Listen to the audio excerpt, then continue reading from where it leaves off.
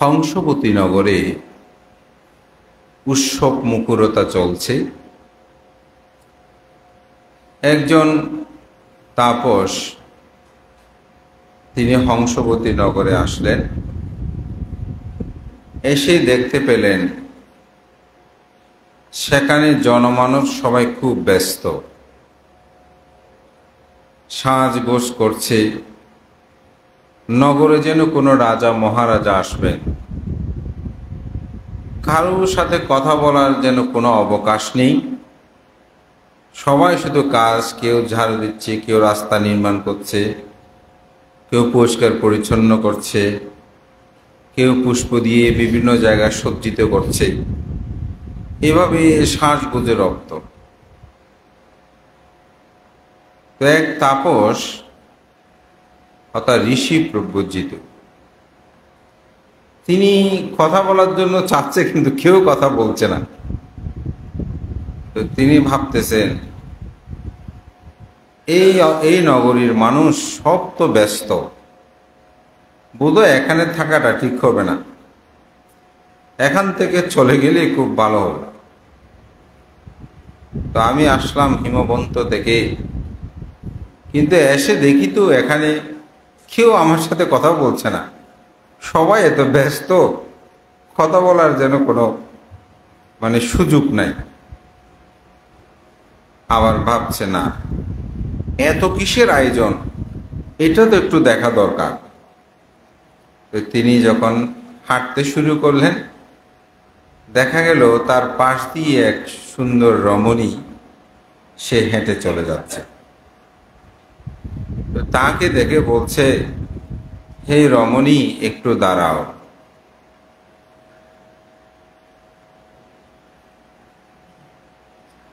আমাকে বলো তো তুমি কোথায় যাচ্ছ? তো রমণী বলছে, আপনি জানেন না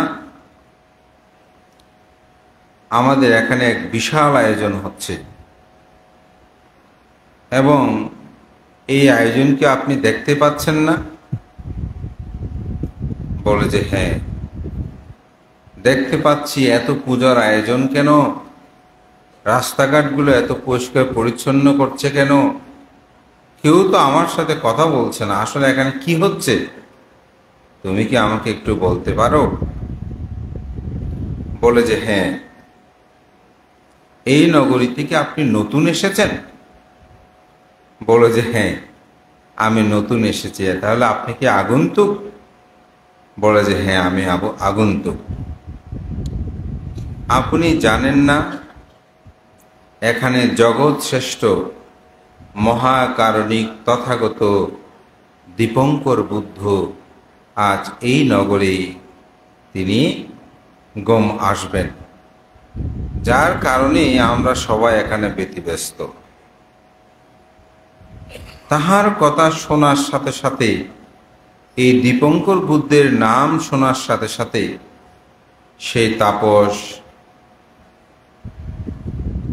শিহরিত হলো তার অন্তর্জগৎ।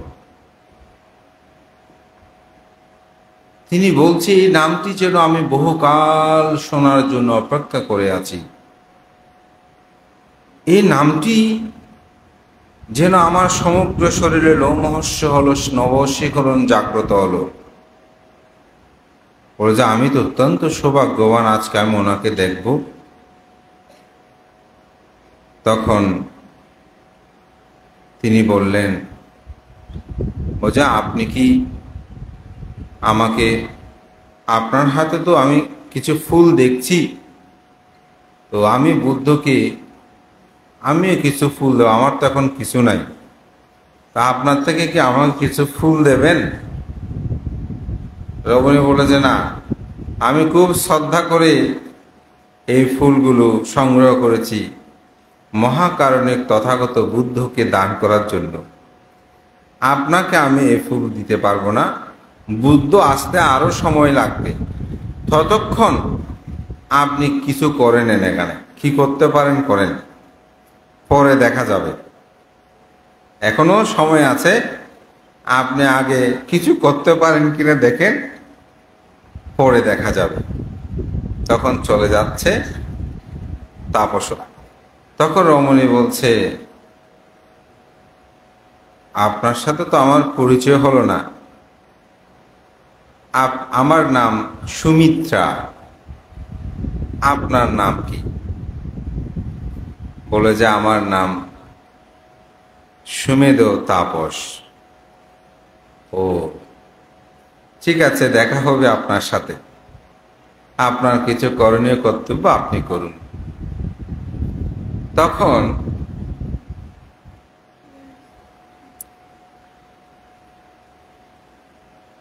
তিনি চলে গেলেন। আরো সম্মুখ পানে গিয়ে দেখলেন সেখানে অনেক যুবক যুবতী, তারা রাস্তার কাজ সম্পাদন অর্থাৎ রাস্তা তৈরি করছে, পরিষ্কার পরিচ্ছন্ন করছে। যেখানে কাদাযুক্ত আছে কাদাগুলো পরিষ্কার পরিচ্ছন্ন করছে, এরকম ভাবে কাজ করছে। তখন তিনি গিয়ে বললেন, আপনাদের সাথে কি আমিও কাজ করতে পারি? বলছে, হ্যাঁ হ্যাঁ, অবশ্যই পারেন। আপনারও যদি ইচ্ছে হয় আপনি কাজ করুন। আজকে মহাকারণিক সেই তথাগত দীপঙ্কর বুদ্ধ আসবেন, এখন আমাদের পুণ্য অর্জনের সময় আপনিও করতে পারেন। তখন তিনি কাদামত্ত একটা জায়গা দেখলেন, কাদাযুক্ত, সেটা তিনি পরিষ্কার পরিচ্ছন্ন করতে লাগলেন। ইতিবৎসরে মহাকারণিক তথাগত বুদ্ধ তিনি সশিষ্য সে হংসপতি নগরে তিনি প্রবেশ করলেন। যখনই প্রবেশ করেছে ঠিক সে মুহূর্তে প্রায় 2 হাতের মতন জায়গা তখনও কদমক্ত থেকে গেছে। তখন সেগুলো আর করেন, বুদ্ধ তার সম্মুখে তার সশিষ্য নিয়ে তিনি চলে এসেছেন। তখন এই সুমেধ তাপস তিনি সেই কদমক্তের মধ্যে লুটিয়ে পড়লেন। পরে তিনি প্রার্থনা করলেন, এই মহাকারণিক তথাগত দীপঙ্কর বুদ্ধ তিনি যেন আমার শরীরের উপর দিয়ে তিনি এই পথে গমন করেন। এই পুণ্য পারামিতার প্রভাবে আমি যেন ভবিষ্যতে বুদ্ধ হতে পারি। এরূপভাবে তিনি সেখানে প্রার্থনা করলেন। প্রার্থনা করার পর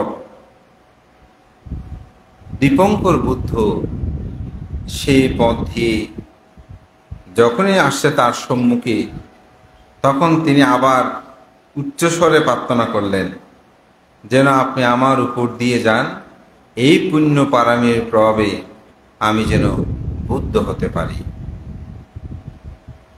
তিনি তাকে দেখেই তার অনন্ত জ্ঞান দ্বারা, সর্বজ্ঞতা জ্ঞান দ্বারা তিনি অবলোকন করে দেখলেন এই সুমেধ তাপস তিনি ভবিষ্যতে বুদ্ধ হবেন। বুদ্ধ হওয়ার জন্য যে 8টি সম্পদের প্রয়োজন, এই 8টি অভিনিশ সম্পত্তি তার মধ্যে বিদ্যমান আছে। বুদ্ধত্ব শুধু প্রার্থনা করলে হয় না। বুদ্ধত্ব প্রার্থনা করতে হলে আপনাকে 8টি গুণ 8টি গুণ বৈশিষ্ট্য আপনার মধ্যে থাকতে হবে। সেটা কি? তাকে মানুষ হতে হবে। মানুষ ছাড়া কোনো দেবতা, পশু পাখি, তির্যক প্রাণী অথবা যক্ষ, ব্রহ্মা, কেউ দেবরাজ ইন্দ্র, তারাও যদি বুদ্ধ হওয়ার জন্য প্রার্থনা করে তাহলে কিন্তু এই প্রার্থনা বর তিনি লাভ করতে পারবে না। তাকে প্রার্থনা করতে হলে তাকে মানুষ হতে হবে। এই জন্য মানব জন্মটা শ্রেষ্ঠ। কেন? কারণ এই জন্মের মধ্যে আপনি সমগ্র পারামির পুণ্যতা সাধন করতে পারবেন। তো সেই জন্য যে কোনো কেউ প্রার্থনা করলে আমি বুদ্ধ হব হয়ে যাবেন তা না। বুদ্ধ হওয়ার জন্য তাকে সে গুণ, এখানে যে কোনো কেউ যদি বলে যে আমি শিক্ষক হব, হতে পারবে, আমি বিশ্ববিদ্যালয়ের অধ্যাপক হব, হতে পারবে।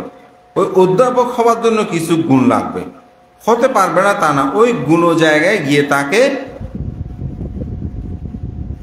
অত গুণগুলো অর্জন করতে হবে, তারপরে তিনি প্রার্থনা করতে পারবেন।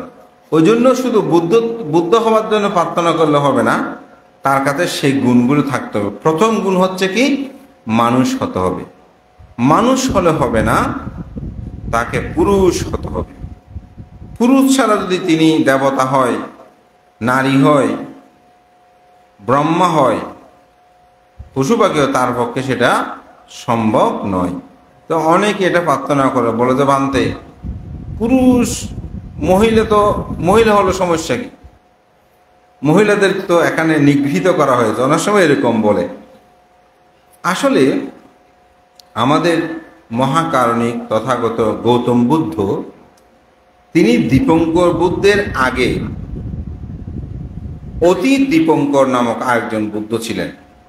এটা আমাদের জিনবংশবান্তের জাতক 50-এ পাওয়া যায়। তখন তিনি বুদ্ধ হবার জন্য প্রার্থনা করেছেন, কারণ তিনি অতীত দীপঙ্কর বুদ্ধে, এই দীপঙ্কর না, এটা হচ্ছে অতীত দীপঙ্কর বুদ্ধের তিনি বোন হয়ে, তো ভগ্নী হয়ে জন্মগ্রহণ করেছিলেন। যখন ভাইয়ের এত নাম যশ কীর্তি প্রতিপত্তি, বুদ্ধের গুণধর্মতা দেখে তিনি অভিভূত হয়েছেন।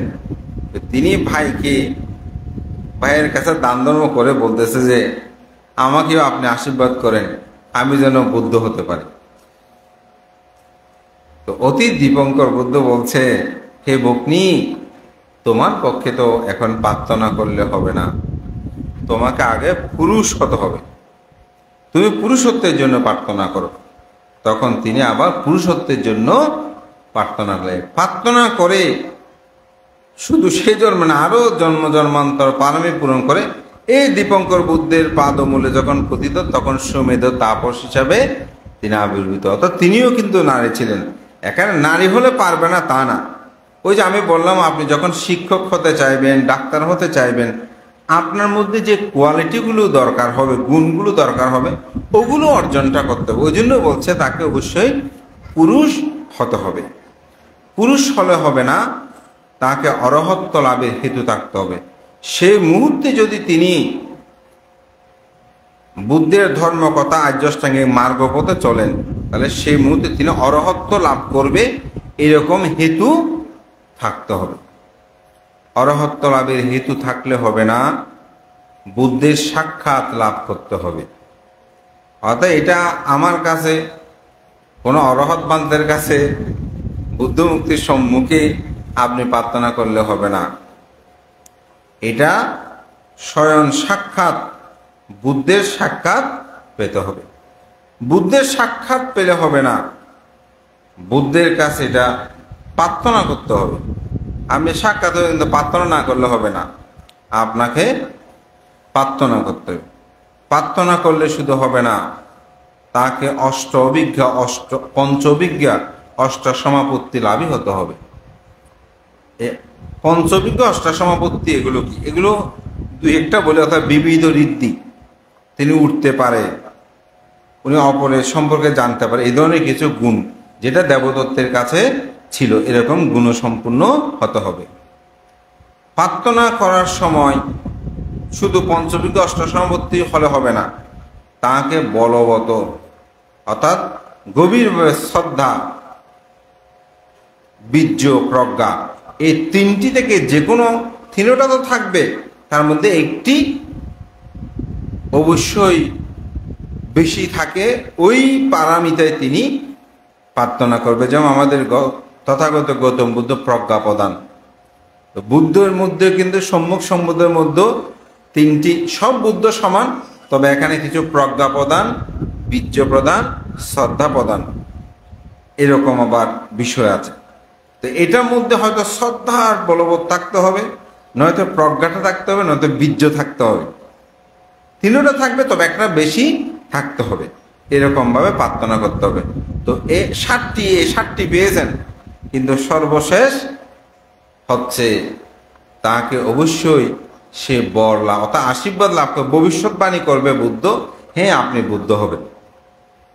তো দেখতে পাচ্ছে যে এই সুমেধ ও তাপসের ঠিক সেরকম পারামি আছে। তখন দীপঙ্কর বুদ্ধ শিষ্যদের বললেন, হে শিষ্যগণ, তোমরা ওকে সাধারণ মনে করিও না। আমি এই তাপসের পিঠের উপর দিয়ে আমি যাব, কিন্তু তোমরা যেও না। তিনি গেলেন, অন্যদিকে গেলেন। কাদার উপর দিয়েও অন্য শিষ্যরা গেলেন। বুদ্ধের জন্য সুসজ্জিত আসন প্রতিষ্ঠা করা হলো। সেখানে বুদ্ধ গিয়ে পিণ্ডচারণ শেষ করে বুদ্ধ সেই আসনের সমাসীন হলেন। সুমেধ তাপস তিনি তাড়াতাড়ি স্নানকর্ম সুসম্পন্ন করে, যেহেতু কাদাযুক্ত হয়েছেন, তখন তিনি সেই তথাগত বুদ্ধ যেখানে ধর্ম দেশনা করবেন সেখানে তিনি যাচ্ছেন। যাওয়ার পথে ওই সুমিত্রা কুমারীর সাথে দেখা হলো। তো সুমেধ তাপস কি? সুমেধ তাপস আসলে একজন সম্পদশালী শ্রেষ্ঠীর পুত্র ছিলেন। তার পিতা অগাধ ধন সম্পদ রেখে মৃত্যুবরণ করে। তো সুমেধ তাপস চিন্তা করছে, আমার পিতা এত ধন সম্পদ, এগুলো সব রেখে মৃত্যুবরণ করলো, সাথে কিছু নিয়ে যেতে পারলো না। এখন আমিও যদি মৃত্যুবরণ করি, আমিও তো সাথে করে কিছু নিয়ে যেতে পারবো না। তখন তিনি ঘোষণা দিলেন, বলতে যার যেটা প্রয়োজন সেটা নিতে যেন আসে, আমার যা আছে দান দেব। তখন সবাই আসতে শুরু করেছে। এই সুমেধ তাপস দিতে দিতে দিতে দান করতে করতে যা আছে সব দান করে তারপর তিনি ঋষি প্রব্রজা নিতে চলে গেলেন। তিনিও কিন্তু শ্রেষ্ঠী পুত্র ছিলেন। আবার অপরদিকে সুমিত্রা, সেই সুন্দর রমণী, সেও ছিল কিন্তু এক শ্রেষ্ঠী কন্যা। তো তিনি বুদ্ধের কথা বুদ্ধের যেহেতু এসেছেন, বুদ্ধকে পূজা করার জন্য তিনি 8টি ফুল নিয়ে পূজা করতে আসছেন। তো আসার পথে ওই দ্বিতীয়বার আবার দেখা হলো সুমেধ তাপসের সাথে। তো বলে, সুমিত্রা আপনি তো ফুল নিয়ে যাচ্ছেন, আমি তো কিছু জোগাড় করতে পারিনি। বলে, আপনি কি আমাকে কিছু ফুল দেবেন? বলে, হ্যাঁ ফুল দেব, আগে আপনি, আমি তো আপনাকে দিব না বলি নেই, ফুল দেব, তবে তাড়াতাড়ি আগে চলুন সভাস্থলে যাই, সেখানে গিয়ে আপনাকে ফুল দেব। তো তারা দুজনেই একসাথে আসছে। যখনই সভাস্থলে আসলো তখনই 5টি ফুল তিনি সুমেধ তাপসকে দিলেন, আর 3টি ফুল তিনি রাখলেন। তো রেখে তারা ধর্ম সভায় বসলেন। ধর্ম দেশনা চলতে চলতে দীপঙ্কর বুদ্ধ দান কথা, শীল কথা, ভাবনা কথা এরূপভাবে তিনি ধর্ম দেশনা করতে শুরু করলেন। ধর্ম দেশনা শেষান্তে তিনি বললেন,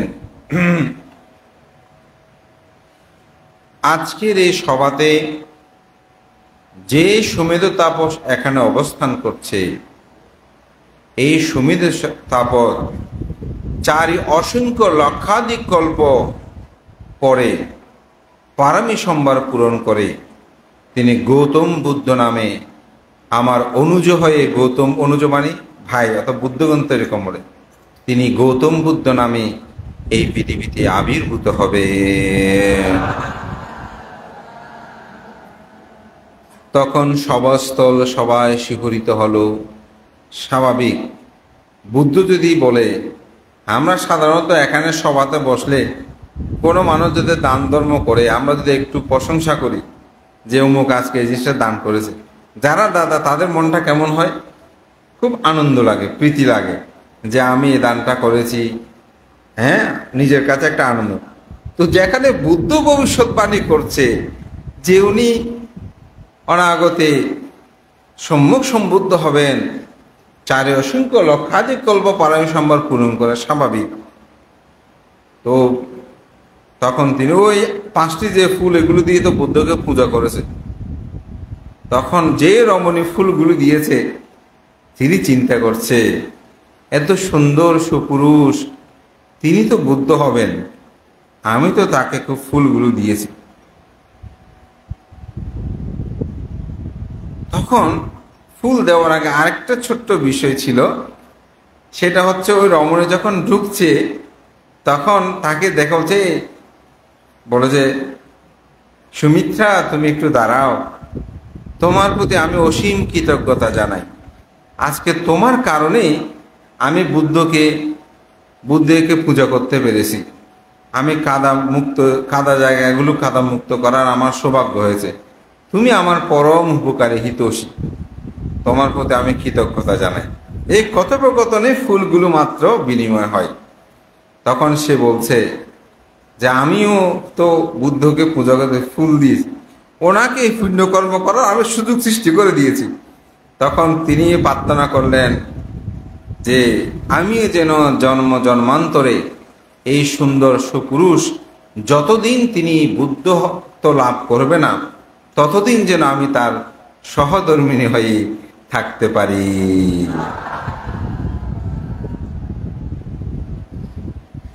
বুদ্ধ সেখানেও ভবিষ্যৎবাণী সেটা করলেন। তার এই প্রার্থনায় ভবিষ্যৎবাণী করলেন যে এই সুমিত্রা সেও যতদিন পর্যন্ত গৌতম অর্থাৎ এই সুমেধ তাপস বুদ্ধ হবেন না ততদিন পর্যন্ত তিনি সহধর্মিণী রূপে পারামি সম্বার তিনি পূর্ণতা করবেন। এইভাবেই সিদ্ধার্থ এবং সেই সুমিত্রা ছিল যশোদারা, পরবর্তীতে তাদের যাত্রা শুরু হয়। চারি অসংখ্য লক্ষাধিক কল্প পারামি সম্বার পূরণ করে সুমেধ তাপস যখন দূষিত স্বর্গে অবস্থান করছিলেন তখন ভারতবর্ষে 16টা জনপদে বিভক্ত ছিল। একটা হচ্ছে কপিলাবস্তু নগর, আর একটা হচ্ছে দেবদহ নগর। এই নগরের বর্ণনা আমি গত সপ্তাহে একটু দিয়েছিলাম।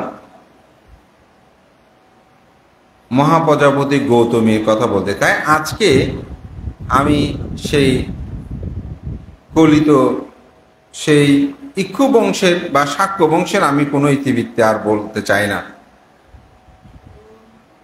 শুধু এটুকু বলি, দেবদহ নগরের অধিপতি ছিলেন সুপ্রবুদ্ধ, তার স্ত্রী ছিল প্রমিতা। আর কপিলবস্তু নগরের রাজা ছিল শুদ্ধোদন এবং অগ্র মহিষী ছিলেন মহামায়া। অনেক সাধনা সিদ্ধির পরে দূষিত স্বর্গ থেকে সুমেধ তাপস যে চারি অসংখ্য লক্ষাধিক পারায় সম্বার পূরণ করে তিনি যে অবস্থান করছিলেন দূষিত, সেখান থেকে তিনি চ্যুত হয়ে রাজা শুদ্ধোদনের ওরসে মহামায়ার গর্ভে তিনি প্রতিসন্ধি গ্রহণ করেন। বৈশাখী পূর্ণিমা তিথিতে তিনি জন্মগ্রহণ করেন। কপিলবস্তু এবং দেবদহ নগরের একটি সীমান্তে লুম্বিনী কানন নামক একটি বন ছিল, যেটি উভয় দেশে সমভাবে ব্যবহার করত। এটা কোনো দেশের একান্ত বা একক কোনো জায়গা ছিল না, এটা উভয় দেশে ব্যবহার করত। সেখানেই রাজকুমার সিদ্ধার্থের জন্ম হয়। আপনারা জানেন খ্রিস্টপূর্ব ৬৬ শব্দে। এই খবরটা সমগ্র নগরীতেই কপিলবস্তু রাজ্যের মধ্যে প্রচারিত হল। আবার দেবদহে নগরে সুপ্রবুদ্ধ এবং প্রমিতার তাদের ঘরে আরেকটা আলোকিত করে কন্যা সন্তানের আবির্ভাব হলো। তার নাম দেওয়া হলো যশোধারা। কেন যশোধারা দেওয়া হয়েছে? গণকগণ দেখলেন ভবিষ্যতে তার গুণ শ্রদ্ধা গুণমহিমান্বিতায় তিনি যশ কীর্তি প্রতিপত্তির মহা অধিকারী হবেন। সেজন্যই যশোধরা তার নাম, যেহেতু যশ অর্থাৎ সুনাম সুযশ তার প্রসারিত হবে তার জীবনচরিতে, সেজন্য তার নাম রাখা হয় যে যশোধরা। আবার অনেক সাধনা সিদ্ধির মাধ্যমে প্রাপ্ত বলে তার নাম হয় সিদ্ধার্থ। এবং গৌতম গোত্রীয় বংশে গৌতম নামে সিদ্ধার্থ গৌতম হিসেবে তাদের সুনাম সুযশ ছড়িয়ে পড়ে। যথা নিয়মে উভয়ই বিদ্যা শিক্ষা লাভ করে। যেহেতু দেবদহ নগরের সাথে কপিলবস্তু নগরের আত্মীয়তা কিন্তু সুদূর প্রসারী, যখনই কপিল ঋষি ব্রাহ্মণের সেখানে নগরী প্রতিষ্ঠা করেছিল তখন থেকে কিন্তু উভয়ের আত্মীয় একই বংশজাত তারা, যার কারণে উভয় দেশের মধ্যে কিন্তু কোনরূপ সমস্যা ছিল না, সম্প্রীতি ভাবাপন্ন ছিল। রাজকুমার সিদ্ধার্থের জন্মটা যেমন সবাই জানত, ঠিক যশোধরার জন্মটা সবাই জানত। এভাবে উভয়ের তারা বিদ্যা শিক্ষা বিভিন্ন কিছু শিক্ষা তারা লাভ করল। পিতা খুব দুশ্চিন্তাগ্রস্ত ছিলেন রাজা শুদ্ধোধন, যেহেতু ব্রাহ্মণ গণনায় বা ভবিষ্যৎবাণী করেছিল তিনি হয়তো রাজ চক্রবর্তী রাজা হবে, নয়তো তিনি সন্ন্যাসী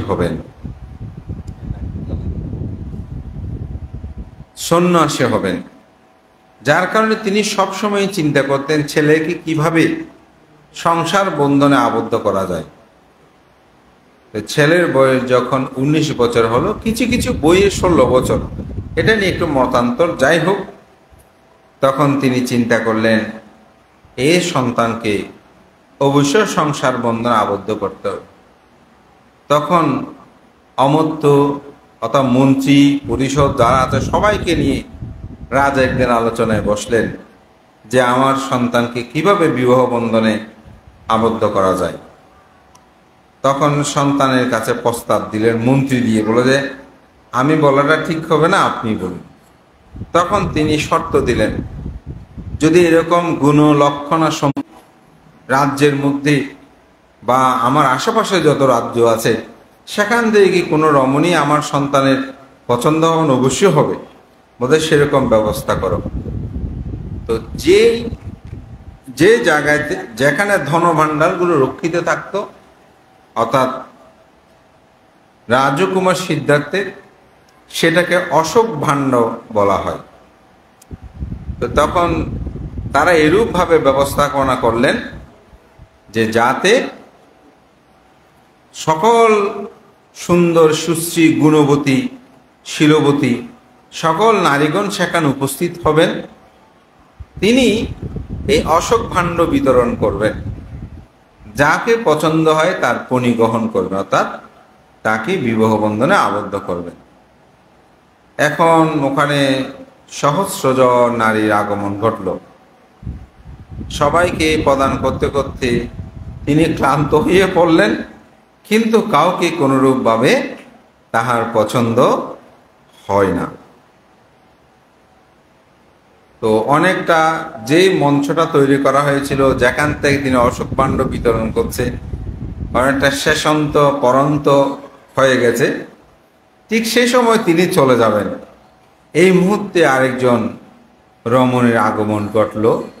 দেখছে সুশ্রী সুন্দর, তার গমনাগমন দেখি রাজকুমার সিদ্ধার্থ অভিভূত হলেন, এবং অভিভূত হয়ে তিনি যখন কাছে একটু ইতস্ত বোধ করছে যে অশোক ভাণ্ডারে যা পাত্রে দেখলেন ওখানে তার কোনো কিছুই নাই, তো তিনি এসে বললেন, আপনার কি অশোক ভাণ্ডার নিঃশেষ হয়ে গেছে? আমাকে কি দেওয়ার মতন কোনো কিছু নেই? তখন রাজকুমার সিদ্ধার্থ বলছেন, অশোক ভাণ্ডার নিঃশেষ হলেও আমার হৃদয় ভাণ্ডার এখনো নিঃশেষিত হয়নি। তো এখানে সাহিত্যিক অনেক সাহিত্য, তো এটা অনেক ধরনের কথা, এখানে কিছু বিষয় আছে। স্বাভাবিক একজন পুরুষ একজন নারীর যখন প্রথম দর্শন হয় যেরকম কথোপকথনগুলো হয়, এভাবে অনেক সুন্দর কিছু কথোপকথন আছে। তো বলছে আমার এখনো নিঃশ্বাস হয়নি। তখন বলছে যেহেতু নিঃশ্বাস হয়নি অবশ্যই আমি কিছু পাবো মনে হয়। বলে যে হ্যাঁ অবশ্যই আপনি সেটা পাবেন। তখন তিনি তার আঙ্গুল থেকে একটি আংটি, বা এটাকে বাংলা আঙ্গুলি বলে সাহিত্যে, তো এটি তিনি নিয়ে তার অনামিকা আঙ্গুলে, আমাদের আঙ্গুলে যে 5টি আঙ্গুল আছে এগুলো 5টা নাম আছে। এই 5টা খুব সুন্দর গল্পও আছে, আমি একবার দেশনা আপনাদেরকে বলেছিলাম। তো এই 5টা আঙ্গুলের মধ্যে একটা হচ্ছে কি আপনার বৃদ্ধা আঙ্গুল আমরা যেটা বলি, অথবা থাম বলা হয়, অনেকে এটা থামও বলে। আর একটা হচ্ছে তর্জনী, যেটা দিয়ে আমরা আঙ্গুল তোলো বলে চুপ হও এরকম বলি। আর একটা হচ্ছে মধ্যমা, যেটা মাঝখানে থাকে, এটা হচ্ছে অনামিকা, এটা হচ্ছে কনিষ্ক।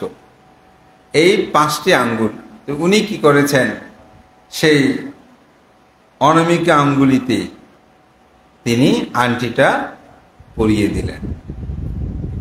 তো এটা আমি যখনই পড়ছি ভাবছিলাম যে আজকাল যে বিবাহ বন্ধনে মানুষ আবদ্ধ হয় আমরা, বা এঙ্গেজমেন্ট বলি, এটা আসলে কোথায় থেকে আসলো? এগুলো যে বুদ্ধ 2500 বছর আগে বৌদ্ধ সাহিত্যের সভ্যতার একটি যে ক্রম বিকাশ, এখনো পৃথিবীতে এটা বিদ্যমান, এটা আমার কাছে খুব অবাক লেগেছে। অর্থাৎ আপনি বৌদ্ধ না হন, কিন্তু বৌদ্ধ সংস্কৃতিগুলো, বৌদ্ধ সাহিত্যের বিষয়গুলো কিন্তু মানুষ এখনো গ্রহণ করে চলেছে।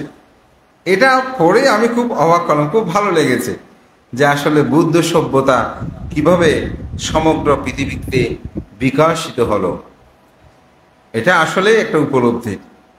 তখন মূলত সিদ্ধার্থ গৌতম তাকে বিবাহ বন্ধনে আবদ্ধ করার ইচ্ছা তিনি পোষণ করলেন।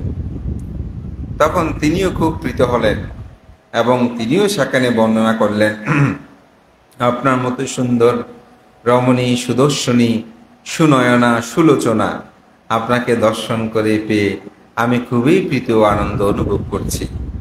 তখন তিনিও বললেন, আপনার মতন পুণ্য লক্ষণযুক্ত সম্পন্ন এই পুরুষকে পেয়ে আমি খুবই প্রীত হলাম। তিনি চলে গেলেন। রাজা শুদ্ধোধন খুব আনন্দ বার্তা নেওয়ার জন্য বারবার এক একজনকে পাঠাচ্ছে। সবাই গিয়ে বলছে না এখনো পছন্দ করে, এখনো পছন্দ করে। আবার শেষান্তে যে একদম পছন্দ হচ্ছে না সেটাও খবর নিল। কিন্তু একটু পরে খবর আসলো যে না, শেষান্তে একজন রমণীকে তিনি পছন্দ করেছেন। বলে তিনি কে? বলে তিনি দেবদহ নগরের সুপ্রবুদ্ধের কন্যা প্রতিমা কন্যা, প্রমিতা কন্যা। তো বলো যে সে তো আমার আত্মীয়। তো আত্মীয়তার সাথে তো আত্মীয়তার সেতু বন্ধন খুবই আনন্দের বিষয়। তখন আমত্ত অর্থাৎ মন্ত্রীকে বললেন, যাও তাড়াতাড়ি গিয়ে খবর দাও, আমি সুপ্রবুদ্ধকে আসতে বলেছি, তার সপরিষদকে নিয়ে আসতে বলো। তিনি খবর পাঠালেন, দুধ পাঠালেন। এখন স্বাভাবিক এক রাজা যখন আরেক জায়গাকে ডাকবে, চিন্তা, যেমন আমাদের দেশে কোনো একটা কিছু হলে সরকার প্রধান বা স্বরাষ্ট্রমন্ত্রী, পররাষ্ট্রমন্ত্রী, আমাদের দেশে অ্যাম্বাসাডার যারা ওদেরকে তলব করে ডাকায় বিষয়গুলো বোঝানোর জন্য, ভালো হোক মন্দ হোক তলব করে। তো এইভাবে ডাক দিল, স্বাভাবিক একটু চিন্তিত হয়ে পড়ল। যাই হোক, যেহেতু দেখেছেন জ্ঞাতে আত্মীয়, তিনি আসলেন, এসে সমগ্র কথা বললেন যে আমার পুত্র রাজকুমার সিদ্ধার্থের জন্য আপনার কন্যাকে আমরা বিবাহ বন্ধনে আবদ্ধ করতে চাই। সুপ্রবুদ্ধ বললেন, আসলে আপনার সন্তান তো খুব ভালো, সুদর্শন এবং ধর্ম অর্থাৎ শান্ত, ভদ্র, নম্র, কিন্তু তবে বলার সাথে আর কথা বলতে হয়নি। তখন সুপ্রবুদ্ধের পুত্র দেবদত্ত। তো দেবদত্ত বলছে না, এই বিবাহ সম্ভব না। কেন? বলে তিনি হস্তবিদ্যা জানে না, মানে হাতের কাজ জানে না, অস্ত্রবিদ্যা জানে না, দনুবিদ্যা জানে না। ওনাকে যদি আমার বোনকে পাত্রস্থ করি তাহলে আমার বোন তো সুখে থাকবে, কারণ রাজ্য যে কোনো সময় অন্য কেউ নিয়ে যাবে, সুতরাং ওনাকে দেওয়া যাবে না। এখন পিতাও খুব চিন্তিত হলেন, কারণ এসব যুদ্ধ করতে হলে তো মানুষ হত্যা হবে। এখন আমার পুত্র তো জন্ম থেকে সে মানুষজন হত্যা করতে চায় না, সুতরাং এখন নিরুপায় হয়ে তিনি পড়েছেন। তখন অনেকটা বাবা বলছে, এগুলোর কি প্রয়োজন, আমি তো রাজা, আমার সন্তানের এই শিক্ষাগুলোর এত কি প্রয়োজন? বলে যে না, যদি তিনি এই বিষয়ে পারদর্শী না হয় তাহলে আমার বোনকে প্রদান করা যাবে না। তখন তার পাশে রাজকুমার সিদ্ধার্থ ছিলেন। রাজকুমার সিদ্ধার্থ বলে যে, আপনি কি পরীক্ষা দিতে চান? যে কোনো পরীক্ষার বিনিময়ে আমি যশোধরাকে বিবাহ করতে চাই। তখন রাজা শুদ্ধোধন একটু চকিত হলেন, অর্থাৎ চমকিত হলেন যে আমার পুত্র কি আসলে যুদ্ধ করবে? সে তো মানে সামান্য প্রাণীর দুঃখ দেখতে পারে না, সে কিভাবে এই প্রতিযোগিতা? তখন সুপ্রবুদ্ধ বললেন, দেবদত্ত বলছে যে আমার বোনকে বিবাহ করার জন্য এই রাজ্যের মধ্যে, বহু রাজ্যের মধ্যে অনেক শ্রেষ্ঠী পুত্র, রাজপুত্র তারা পত্র প্রেরণ করেছে বিবাহ, কিন্তু আমরা তাদেরকে পাত্রস্থ আমরা করিনি। তো সুতরাং এখন আমরা একটা প্রতিযোগিতার আয়োজন করব, এই প্রতিযোগিতার মধ্যে যিনি জয়ী হবেন তাকে সেটা প্রদান করা হবে। তখন ঠিক আছে, সপ্তাহকাল পরে এই প্রতিযোগিতাটা হবে। এটা বলে চলে আসলে, এখানে অনেক কথা আছে। চলে আসলেন, আসার পরে বাড়িতে স্বাভাবিকভাবে সুপ্রবুদ্ধের স্ত্রী রানী প্রমিতা তিনি চিন্তা করছেন, তিনি বলছেন কোনো সুসংবাদ বা দুঃসংবাদ কি জন্য ডাকা পাঠিয়েছে। তিনি এসে বলছে কোনো কোনো খারাপ কিছু খবর? বলে যে না, খুব ভালো সুসংবাদ। কি সুসংবাদ? বলে যে রাজকুমার সিদ্ধার্থের জন্য আমার কন্যা যশোধরাকে তারা পণিগ্রহণ করতে চায়, বিবাহ বন্ধনে আবদ্ধ করতে চায়। বলছে ওইটা তো খুব ভালো কথা। দেবদত্ত তো সাথে আছে, পিতার সাথে গিয়েছে, যাবে না? তো সে বলছে না, এটা তো সম্ভব না। মা বলে যে কেন? বলে যে উনি দনুবিদ্যা জানে না, অস্ত্রবিদ্যা জানে না। হ্যাঁ, উনি ওনাকে দিলে উনি কোনো কাজকর্ম পারদর্শী নয়। আমার বোনকে এরকম একটা মানে প্রতিভাহীন মানুষ, ওখানে আরো একটা শব্দ ইউজ করেছে, আমি বলতে চাই না সেটা। বলেছে সেরকম মানুষকে আমার বোনকে দিতে চায় না। তবে একটা ইদিবৎসরের পাশেই যশোধরা এই কথাগুলো শুনছে। তখন সে দূরে এসে বলছে, আমি তোমাদের কথা মানবো না, আমি একমাত্র রাজকুমার সিদ্ধার্থকেই আমি বিয়ে করব। বলে যে না, আমরা একটা প্রতিযোগিতার আয়োজন করেছি, এই প্রতিযোগিতার মধ্যে যিনি প্রথম হবেন তাকে আমরা তাকেই তোমাকে প্রদান করব। তো যাই হোক, যেহেতু রাজ ও নিয়ম সেগুলো, তো সে ধরনের সপ্তাহকাল পরে সেটার আয়োজন হলো। রাজকুমার সিদ্ধার্থ সেখানে আসলেন। আসার পরে অন্যান্য দেবদত্ত সহ অনেকে আসে। দেবদত্ত হচ্ছে তাকে পরাস্ত করতে যে কোনো প্রকারে। তো প্রথম হলো ধনুবিদ্যা। ধনুবিদ্যা কি, অনেক দূরে একটা গোল চিহ্নের বৃত্তের মতো করে আছে, এখান থেকে ধনু নিক্ষেপ করবে, এমন ভাবে নিক্ষেপ করবে যাতে সে বৃত্তটা ভেদ করে যেতে পারে। তো অনেকেই সেখানে করলো, তো তার মধ্যে দেবদত্ত করেছে।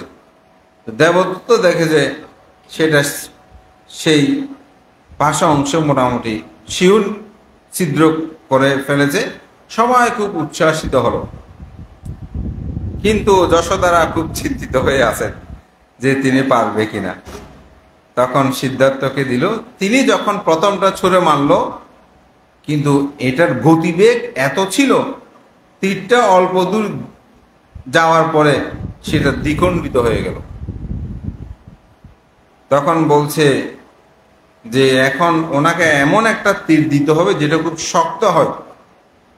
তখন বলছে আমাদের এখানে একজন খুব প্রসিদ্ধ ধনুক শিকারী ছিল, যেটা আমরা রেখে দিয়েছি। এটা এত ভারী, এটা অন্য কেউ এটা ব্যবহার করতে পারে না। তখন রাজকুমার সিদ্ধার্থ বলছে ওইটাই আমাকে দেন। তখন ওইটা ও রাজা প্রাসাদের ওখান থেকে নিয়ে আসলো। তখন সবাই আরো অবাক হচ্ছে, স্বাভাবিক যিনি এগুলো পারে না বলে। এখন প্রথমটা তো নিয়েছে যে এটার গতি এমন ছিল, দ্বিখণ্ডিত হয়ে গেছে। এখন এরপরে যেটা আসছে এটা তো আরো বিপজ্জনক, এটা তো সম্ভব, এটা তো অনেকে তুলতেও পারে না। তখন সবাই খুব অবাক দৃষ্টিতে আছে, ওনাকে নিয়ে আসছে। ঠিক এটি যে সীমানা থেকে দাঁড়িয়ে ওই বৃত্তের মধ্যে তীরটাকে প্রবেশ করার নিয়ম আছে, তার চেয়ে তিনি আরো বেশি পিছনে চলে গেলেন।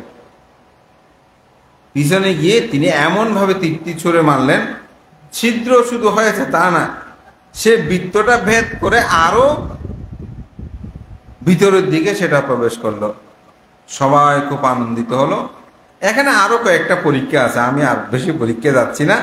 সেখানে তিনি জয়ী হলেন এবং যশোদারার সাথে রাজকুমার সিদ্ধার্থের বিবাহের আয়োজন হলো।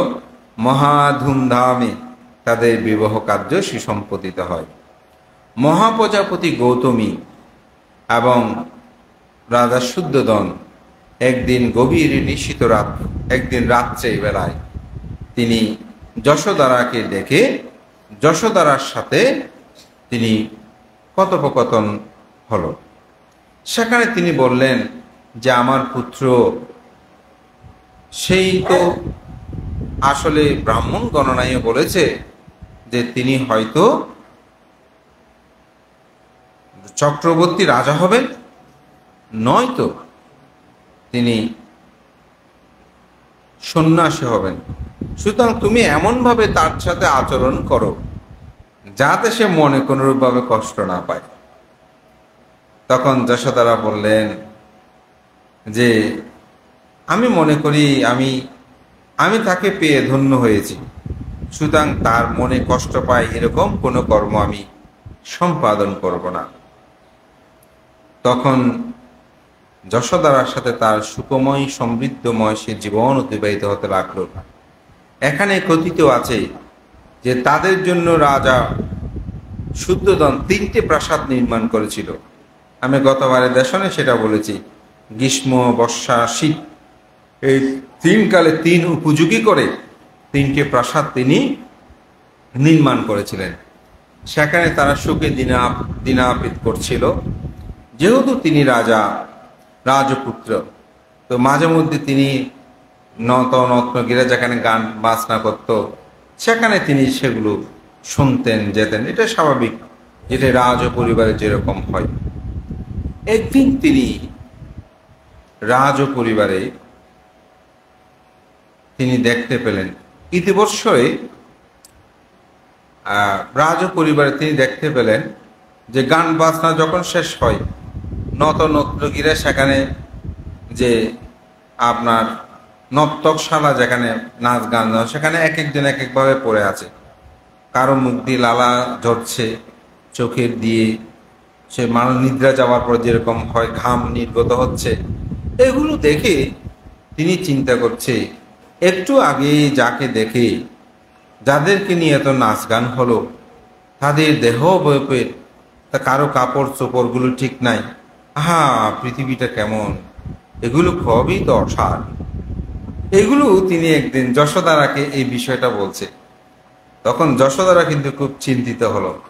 এই চিন্তিত হয়ে তিনি একদিন নিশীত গভীর রাত্রে একটি স্বপ্ন দেখলেন। স্বপ্ন দেখলেন যে তিনি সে মুন্ডুক মস্তক হয়েছে, তার রাজবসন চলে গেছে। কার? যশোদারার। এরকম ভাবে তিনি এগুলো ভাবছেন, স্বপ্ন দেখেছেন, ভ্রূণ হয়েছে। আর তখন তিনি খুব ভীত সন্তুষ্ট হলেন, ও এরকম কিছু হবে তো, হবে না তো, এরকম ভাবে তিনি ভাবছেন। এদিকে যশোদারাও চিন্তিত হচ্ছে, অনেকটা রাজকুমার সিদ্ধার্থ তিনিও একটু ভাবুক হয়ে উঠছে, সংসারের প্রতি যেন তার একটু বিমুখতা দেখা দিচ্ছে। এবং ইতিমধ্যে তিনি 4টে নিমিত্ত, সেগুলো তিনি দর্শন করলেন। কে? রাজকুমার সিদ্ধার্থ। জরাগ্রস্ত ব্যক্তি, ব্যাধিগ্রস্ত ব্যক্তি, মৃত ব্যক্তি, সন্ন্যাসী। এবং এগুলো নিয়ে তিনি প্রতিনিয়ত চিন্তা। ইতিবৎসরে যশোদারা এবং রাজকুমার সিদ্ধার্থের কথোপকথনে তাদের সন্তান সম্ভাবনার কথাটা যশোদারা ব্যক্ত করলেন রাজকুমার সিদ্ধার্থকে। তিনি খুব আনন্দ পুলকিত হলেন, কিন্তু হলেও মাঝে মাঝে সংসারের অনিত্যতা বিষয়গুলো তাকে বারবার ভাবিত করে তুলছে। তিনি ভাবছে যে এই সম্পদ, এই বিত্ত, এই সুন্দর দেহ অবয়ব সব তো নিত্যময়, এগুলো তো কিছু বিদ্যমান থাকবে না। এগুলো বারবার তাকে ভাবিত করছে এবং তিনি সংসার থেকে চলে যাওয়ার জন্য উদ্যত হলেন। আবার ভাবছে, আমার পিতামাতা আমার তো পরম হিতৈষী কল্যাণ মিত্র, এখন আমার পিতাকে না বলে যাওয়াটা আমার জন্য শোভনীয় নয়। তখন একদিন তিনি পিতার কাছে আসলেন। পিতার কাছে সে পিতাকে বলছে, পিতন, আমি এ রাজ দরবারে আর থাকতে চাই না, আমি সন্ন্যাসী হয়ে যাব, আমি চলে যাব। পিতা বলেছে, কেন? তোমার এমন কি প্রয়োজন? তুমি যদি এই মুহূর্তে রাজত্ব চাও, তুমি রাজত্ব পাও, তুমি ছাড়া তো আমার আর কেউ নাই। সম্পদ, অর্থ, বিত্ত, অট্টালিকা, তোমার জন্য আমি 3টে প্রাসাদ করে দিয়েছি, তোমার স্ত্রী আছে, তুমি যা চাইবে আমি তোমাকে সব দেব, তুমি কেন এই প্রাসাদ ছেড়ে যাও? তোমার এমন কি সমস্যা হচ্ছে? তখন রাজকুমার সিদ্ধার্থকে বলছেন, তোমার কি প্রয়োজন সেটা তুমি বলো। তখন বলছে, হে পিতন, আমার 4টি শর্ত যদি আপনি মানতে পারেন তাহলে আমি আপনার কাছে থাকব। বলে, 4টি শর্ত কি? বলছে, মানুষ যে জরাগ্রস্ত হয়ে যায়, মানুষ যদি সৌন্দর্যটা মলিন হয়ে যায়, এই সৌন্দর্যটা যাতে মলিন না হয়, এটা আপনাকে রক্ষা করতে হবে। দ্বিতীয় হচ্ছে কি, আমাকে চির যৌবনা, আমি যেন বয়বৃদ্ধ না হই, এরকম করতে হবে। রোগ ব্যাধিতে মানুষ কষ্ট পায়, এই রোগ ব্যাধিতে যেন আমি কষ্ট না পাই, সেরকম ব্যবস্থাপনা করতে হবে। চতুর্থ, মানুষ যে মৃত্যুবরণ করে, আমি যেন মৃত্যুর অধীন না হই, অমৃত লাভ করি, সেটা আপনাকে প্রদান করতে হবে। তো পিতা বলেছে, এগুলো কি সম্ভব? এগুলো তো আমার পক্ষে সম্ভব না। বলে, যদি সম্ভব না হয় আমাকে বিদায় দিতে হবে, আমি এর থেকে চিরমুক্তি লাভ করতে চাই। তখন রাজা কি করলেন? ছেলে তো আর রাখা যাবে না, যুক্তিতেও পরাস্ত। তখন তিনি রাজবাড়ির সকল দরজা বা গেট যা আছে সেখানে অতিরিক্ত তিনি সৈন্য বা সামন্ত মোতায়েন রাখলেন, যাতে রাজকুমার কোনো ক্রমে চলে যেতে না পারে। তো রাজ পরিবারের একটি গোপন পথ আছে। তার যে বন্ধু ছিল ছন্দক, সে ছন্দক সে পথটি সম্পর্কে জানে। তিনি কিভাবে চলে যাবেন, কিভাবে বের হবেন, এগুলো নিয়ে প্রতিনিয়ত ভাবছে। ইতিবৎসরে খবর আসলো যে তার স্ত্রী যশোদারা তিনি গর্ভ যন্ত্রণায় কাতর হয়ে আছেন। তখন কিছুক্ষণ পরে খবর আসলো যে তিনি সন্তানের পিতা হয়েছেন। কিন্তু তখন তিনি খুব অস্থির। তখন রাহুলের জন্মের খবরটা শুনে তিনি খুব খুশি হলেন, কিন্তু যেহেতু তিনি সংসারের অসারতা নিয়ে চিন্তিত, তখন তিনি বললেন সাথে সাথে, রাহুল জাত বন্ধন জাত। অর্থাৎ রাহুলের জন্ম, রাহু মানে যাহা গ্রাস করে, চন্দ্রকে গ্রাস করে, রাহু গ্রাস বলে না, ও যে এখন এই তো শিশু আমার সন্তান জন্ম নিয়েছে, রাহুর জন্ম হয়েছে, আমি তো সংসারে পিতা মাতা আছে, স্ত্রী আছে, এখন আরো বেশি আমি আবদ্ধ হয়ে যাব, সুতরাং আমার মুক্তির পথ কোথায়? তো তিনি খুশি মনে যিনি খবর দিলেন তাকে স্বর্ণ মুদ্রা দিলেন। তখন রাজাগণ বা যুবরাজাগণের ধর্ম ছিল আপনি কোনো ভালো সংবাদ দিলে তাকে পুরস্কৃত করা, তো তাকে সেভাবে পুরস্কৃত করলেন। কিন্তু তিনি বারবার ভাবছেন। তখন পুত্রকে দেখলেন, দেখেই যশোদারা দেখে সেখানে শয়ন করা। তো তিনি ভাবছে, এখন আমি যদি আমার পুত্রকে আদর করতে যাই, যশোদারা জাগ্রত হয়ে যাবে, সে জাগ্রত হলে পুত্রকে আমার কোলে দেবে, তখন এই পুত্রকে তো কোলে থেকে রেখে আমার পক্ষে এই সংসার ছেড়ে যাওয়া, এই গৃহ অবিনিষ্ক্রমণ করা সম্ভব নয়। তখন তিনি পুত্রকে এবং তার স্ত্রীকে এক পলক দেখে এসেই তিনি ছন্দককে বললেন, যাও তুমি আমার কণ্ঠক অশ্বকে তৈরি করো, আমি চলে যাব। তখন যেহেতু যুবরাজের আদেশ এবং ছন্দক ছিল কিন্তু সহচারী, অর্থাৎ রাজকে দেখভাল যার দায়িত্ব, তিনি যেহেতু দায়িত্ব দিয়েছেন তিনি সেগুলো ব্যবস্থাপনা করলেন। এখানে একটা বিষয় আছে, এটা আর একটু পরে বলবো। তখন সেদিন ছিল আষাঢ়ী পূর্ণিমা। ঠিক এক পলকে দেখি সেখানে অনেকগুলো কথোপকথন আছে। কথোপকথনগুলো আসলে আপনারা পড়লে ভালো হয়, আমি বললে অনেক সময় অনেক কথা যেগুলো হয়তো আমাদের পক্ষে, ভিক্ষুদের পক্ষে বলাটা বেশি সুন্দর দেখায় না, অনেকে অনেকভাবে নিতে পারে। সেখানে তার হৃদয়ের কিছু কথা তিনি সেখানে ব্যক্ত করতেন। কিছু সাহিত্যিক রস কিন্তু এখানে আছে। এটা মূল যে আসলে গ্রন্থ আমি যেটা বলেছি সেখান থেকে আবার সাহিত্যিক বইগুলো যখন, সেখানে কিছু সাহিত্যিক রস কিন্তু সেখানে থাকে, সেভাবে তারা কথোপকথনগুলো তুলে ধরেছেন। তখন তিনি সেখান থেকে বিদায় নিয়ে অবিনিষ্ক্রমণ করলেন।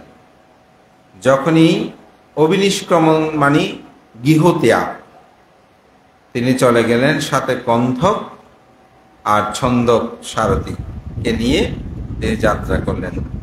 অনমা নদীর তীরে গিয়ে তিনি তার পাদুকা, তার শরীরে যে রাজবসন, সেগুলো তিনি তার স্ত্রীকে দেওয়ার কথা ব্যক্ত করলেন। তরবা এটাও তিনি দিলেন, মুখ মানে স্বর্ণলঙ্কা যা আছে সেগুলোও দিয়ে তিনি অনমা নদীর তীরে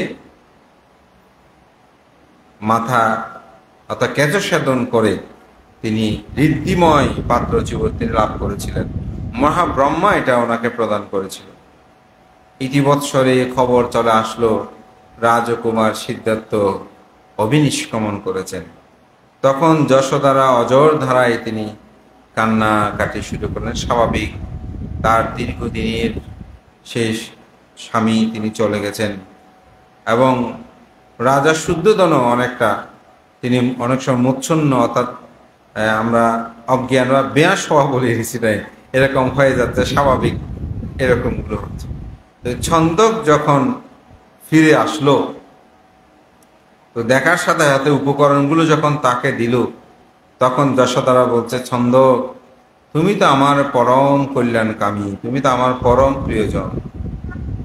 যখনই এই রাজকুমার সিদ্ধার্থ চলে যাচ্ছিল, তখন কি তুমি আমাকে একটি বার ডাকতে পারোনি? তুমি কেন আমাকে ডাকো নাই? তখন ছন্দক বলল, আমি আপনাকে ডেকেছিলাম, আমি এমনভাবে চিৎকার করে ডেকেছি, কোনো রমণী আমার কথা শোনে নাই। আমার মনে হয়েছে আমার এই উচ্চ শব্দের ডাকখানি দেবতাগণ যেন অপরে কেউ শুনতে না পারে সেরকম প্রতিবন্ধকতা সৃষ্টি করেছে। নয়তো আমি যেভাবে চিৎকার করে ডাক দিয়েছিলাম আপনি অবশ্যই জাগ্রত হওয়ার কথা ছিল। বজে শুধু তা নয়, খন্দক অশ্ব যেটা ঘোড়া, বোধে তার পায়ের শব্দ এটি যোজন মাইল পর্যন্ত শোনা যায় সে কোনো পথ দিয়ে হেঁটে যাওয়ার সময়। কিন্তু আমি অবাক হয়েছি, যখন রাজকুমার সিদ্ধার্থ আমাকে সুসজ্জিত করার জন্য বলেছে তখন এত শব্দ হয়েছে, কিন্তু এই শব্দ রাজপ্রাসাদের কেউ শোনে নাই। আমার মনে হয়েছে চারি লোকপাল দেবতা তারা সেই কন্তক অশ্বের পায়ে হাত দিয়ে রেখেছে যাতে খরমের সেই শব্দগুলো না হয়। এভাবেই তিনি গৃহত্যাগ করেছেন। যেদিন তিনি গৃহত্যাগ করেছেন তার রাজ উপসন পরিত্যাগ করেছে বলেছে, চুল কত্তন করেছে বলেছে কে? ছন্দক। সেদিনই যশোদারা তার নিজের চুল তিনি নিজে কেটে ফেললেন। রাজের যে রাজকীয় যে ভূষণ, রাজকীয় যে কাপড় চোপড় সেগুলো তিনি পরিত্যাগ করে গেরুয়া বসন তিনি ধারণ করলেন। গেরুয়া মানে জীবন না, অর্থাৎ সে ধরনের সাদাসিধে জীবন তিনি ধারণ করলেন। এবং যখনই শুনেছে তিনি আর কোনো খাটের মধ্যে পালঙ্কের মধ্যে তাকে নিচে থাকে তিনি সেটা অবলম্বন করলেন। যখন শুনেছে সে একাহারী অর্থাৎ একবার মাত্র আহার গ্রহণ করে, তিনিও একবার আহার গ্রহণ করেছেন। ইতিবশ্যে সুপ্রবুদ্ধ তিনি খবর পেলেন তার কন্যাকে ছেড়ে রাজকুমার সিদ্ধার্থ চলে গেছেন। তিনি রাজপ্রাসাদে আসলেন। রাজা শুদ্ধোধনকে যথা কথা বলে তিনি ভর্ৎসনা করলেন। ওটা আপনি আমার কন্যার জীবন শেষ করে দিয়েছেন, এখন আমার কন্যাকে আমি নিয়ে যাব। আমার কন্যাকে বিবাহ করার জন্য অনেক রাজপুত্র, অনেক রাজ্যের অনেক শ্রেষ্ঠী তারা এখনো আমাকে পত্র দিচ্ছে। আমার সন্তান এখানে এরকম স্বামীহীনভাবে তিনি থাকবে না। এখানে একটি কথা আমি বলবো, অনেক ভিন্ন সম্প্রদায়ের অনেক সময় আমি ফেসবুকে বা সোশ্যাল মিডিয়ায় তাদের কিছু উক্তি আমি দেখি। তারা সেখানে লিখেন যে রাজকুমার সিদ্ধার্থ তিনি অমানবিক কাজ করেছেন। কেন? তিনি নিজের স্ত্রীকে যে তিনি ফেলে চলে গেছেন এটা উনি ঠিক করেন নাই। আমাকেও একবার আমার এক বন্ধু সে আমাকে প্রশ্ন করেছে, বলতে আচ্ছা এটা কি ঠিক কাজ হলো যে তিনি বিয়ে করলেন, তিনি ওনাকে ছেড়ে চলে গেলেন, এই যে উনি কিভাবে থাকবে চলবে? তো আসলে একটা বিষয় যদি আপনি সুস্পষ্টভাবে চিন্তা করেন গভীরভাবে তাহলে উত্তরটা আপনি পেয়ে যাবেন। এটার জীবনের শেষে গেলে আরো বুঝতে পারবেন। তবু আমি এই জায়গায় এই কথাটা বলছি। যেমন একজন সৈনিক দেশকে রক্ষা করার জন্য যখন যুদ্ধে যায় তখন কি তিনি স্ত্রীকে সাথে করে নিয়ে যায়? কেন? কারণ যুদ্ধের মধ্যে স্ত্রীকে নিয়ে গেলে কি তিনি কি স্ত্রীকে রক্ষা করবে নাকি যুদ্ধ করবে? তো বুদ্ধ অর্থাৎ রাজকুমার সিদ্ধার্থ তিনিও একটি যুদ্ধে গিয়েছেন। কিসের যুদ্ধ? মারের সাথে তিনি একটা যুদ্ধে অবতীর্ণ হয়েছেন, অর্থাৎ তিনি একটি সত্যকে আবিষ্কার করার জন্য গিয়েছেন। তো ওখানে কি স্ত্রী পুত্র নিয়ে গেলে হবে? তা আমি বললাম তিনি তো যশোদারাকে তালাকও দেয়নি, তাকে পরিত্যক্ত করেনি।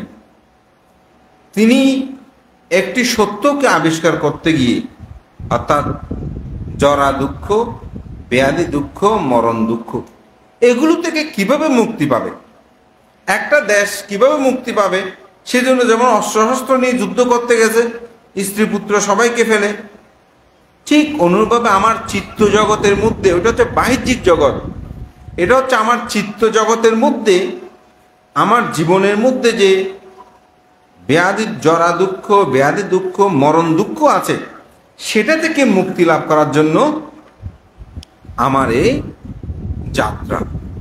তো সুতরাং আপনি দুটাকে যদি একটু তুলনামূলকভাবে চিন্তা করেন, তাহলে কিন্তু এখানে কোনো অমানবিকতার বিষয় হয় না। তো আমি যুদ্ধে গিয়েছি, যখন মৃত্যুবরণ করেছি, তাহলে আমার স্ত্রী বিধবা হয়ে যায়নি, তাহলে যুদ্ধে যাওয়াটা কি ঠিক হয়েছে?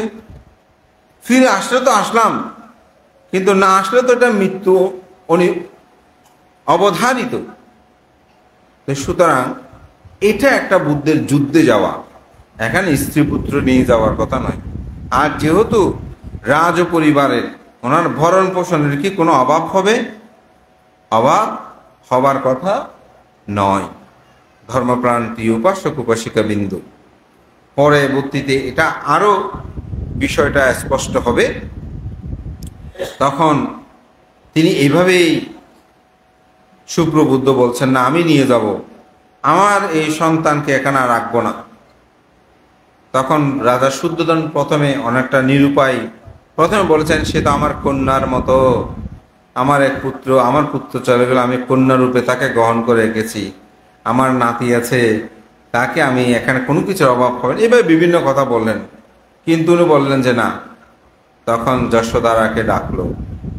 তো যশোদারা বলল, হে পিতন, আমি আপনার ঔরসে জন্মগ্রহণ করেছি, আপনার দ্বারাই আমি লালন পালন বর্ধন হয়েছি, এটা কিন্তু সত্য, কিন্তু এটি আমার স্বামীর আলো, অর্থাৎ এটা আমার স্বামীর গড়, এখানেই আমার সে মানস পুত্রের জীবন, এখানে তার সাথে আমি সান্নিধ্যে ছিলাম, সে না থাকলেও এটি আমার কাছে খুবই স্মৃতিধন্য, আমার পুত্র, আমি কোথায় যাব না, এবং আমি কারোর সাথে আর বিবাহ বন্ধনে আবদ্ধ হতে পারবো না, সেই আমার জীবনের সবচেয়ে মূল্যবান, আজীবন আমি এভাবে থাকবো, এবং আমি মনে করি সে এক সময় ফিরে আসবে আমার কাছে, এটা আমি জানি। এরকম বলে পিতার কথা, ভাইয়ের কথা সবকিছু তিনি প্রত্যাখ্যান করলেন। দীর্ঘ 6 বছর কঠোর সাধনার পর তিনি বুদ্ধ হলেন, জগৎ খ্যাত হলেন, তার সুনাম সুযশ জ্ঞাতি সর্বদিকই প্রসারিত হলো। রাজকুমার সিদ্ধার্থ আর সিদ্ধার্থই থাকলেন না, তিনি বৈশাখী পূর্ণিমা তিথিতে জন্মান্তরের চারি অসংখ্য লক্ষাধিক কল্প পারমে সম্ভার পূরণ করে জরা দুঃখ, ব্যাধি দুঃখ, মরণ দুঃখ থেকে বিমুক্তি লাভের প্রত্যয়ী তার যে সাধনা, সেটি গয়ার বুদ্ধিমতলে বসে তিনি সেই পরম, সেই সত্য, চারিয়ার্য সত্য আজষ্টাঙ্গিক মার্গ আবিষ্কার করে তিনি জগতেই বুদ্ধত্ব লাভ করলেন। তখন তার নাম হলো গৌতম বুদ্ধ। তো গৌতম বুদ্ধ আর বুদ্ধিসত্ত্বের মধ্যে সেজন্য সিদ্ধার্থের মধ্যে পার্থক্য আছে, আবার একে অপরের পরিপূরক। চারিদিকে সধর্মের প্রচার হলো। রাজা শুদ্ধোধন খুব ইচ্ছে করছে সে নিজের পুত্রকে দেখার জন্য। এখন যাকে পাঠায় সে বুদ্ধের কাছে গিয়ে ধর্ম শুনে কপিলবস্তু নগরে আসার কথা ভুলে যায়। তো কালুদায়ী নামক এক মন্ত্রী ছিল, সে ছিল খুব চৌকস এবং সে রাজকুমার সিদ্ধার্থের বাল্যবন্ধু। রাজা শুদ্ধোধন চিন্তা করলেন, বলে তাকে পাঠালে ভালো। তো কালুদায়ীকে ডেকে বলছে, অনেককেও পাঠালাম, কেউ তো আমার পুত্রকে নিয়ে আসে না, তুমি খুব বুদ্ধিমান চৌকস, তোমাকে আমার মনে বিশ্বস্ত হচ্ছে, তুমি গিয়ে তুমি আমার পুত্রকে নিয়ে আসো। তখন সে গেল, গিয়ে বুদ্ধের ধর্ম কথা শুনতে শুনতে সে যে আর কপিল বস্তু আসতে বলবে সেই চিন্তা নাই, তিনি প্রব্রজ্য গ্রহণ করে ফেললেন। প্রব্রজ্য গ্রহণ করে তিনি কিন্তু ক্ষান্ত হয় নাই, তিনি মনে মনে রেখেছে একদিন সুযোগ বুঝে আমি বলবো। তো একদিন তিনি সুযোগ বুঝে বুদ্ধকে বলছেন, আপনি কপিলবস্তু নগরের, আপনি রাজপুত্র, আপনার পিতাকে কি আপনি দেখতে যাবেন না? বলছে, হ্যাঁ অবশ্যই যাব। আমার পিতা তো আমার পরম হিতৈষী কল্যাণ মিত্র, আমার মাতা তো আমার পরম হিতৈষী, আমার পরম উপকারী, অবশ্যই আমি তাদেরকে দেখতে যাব। তখন তার বুদ্ধত্ব লাভের পর 7ম বছর, অর্থাৎ সারদা ঋষিপথের নিগত হবার পরে তিনি সশস্ত্র নিয়ে কপিলবস্তু নগরে তিনি গমন করলেন। চারিদিকে এর আগে কালুদাইকে পাঠিয়ে দিয়েছে যে আমি আসছি এই খবরটা দেওয়ার জন্য। যখনই খবর দিল, রাজ্যের মধ্যে বহু আয়োজন, সবকিছু সুসম্পন্ন হলো। তারপরে সেখানে যখনই রাজকুমার অর্থাৎ গৌতম বুদ্ধ, এখন তার সিদ্ধার্থ নেই, গৌতম বুদ্ধ, তিনি যখন প্রবেশ করলেন তখন দেখা গেল তিনি পাত্র হস্তে পিণ্ডচারণে বের হয়েছে। রাজা খুব ক্ষুব্ধ হলেন, মনে খুব কষ্ট পেলেন। বলে যে এমনি তো রাজার সন্তান, সেখানে এই সন্ন্যাসী হয়ে আমাকে বড় অপমানিত করলো। এখন আমাকে খাদ্যদ্রব্যের অভাব আছে, এখন পাত্র একটা নিয়ে এই রাস্তা রাস্তা বিক্রি করতেছে, আমাকে আর কত অপমান করবে। তো পুত্রের কাছে গেল, পুত্রকে গেছে, পুত্র তুমি এই কি করছো? এটা তো রাজধর্ম না, রাজধর্ম তো রাস্তা রাস্তা এরকম ভিক্ষা করার নিয়ম নাই, আপনি আমাকে আর কত অপমান করবেন? আমাকে অপমান করতে করতে আপনি সন্ন্যাসী হয়ে গেলেন, এখন আবার রাস্তা রাস্তায় ভিক্ষা করতেছেন, আমার সন্তান রাস্তা রাস্তায় ভিক্ষা করবে, এটা আমি কিভাবে মেনে নেব? তখন বুদ্ধ বললেন, হে পিতন,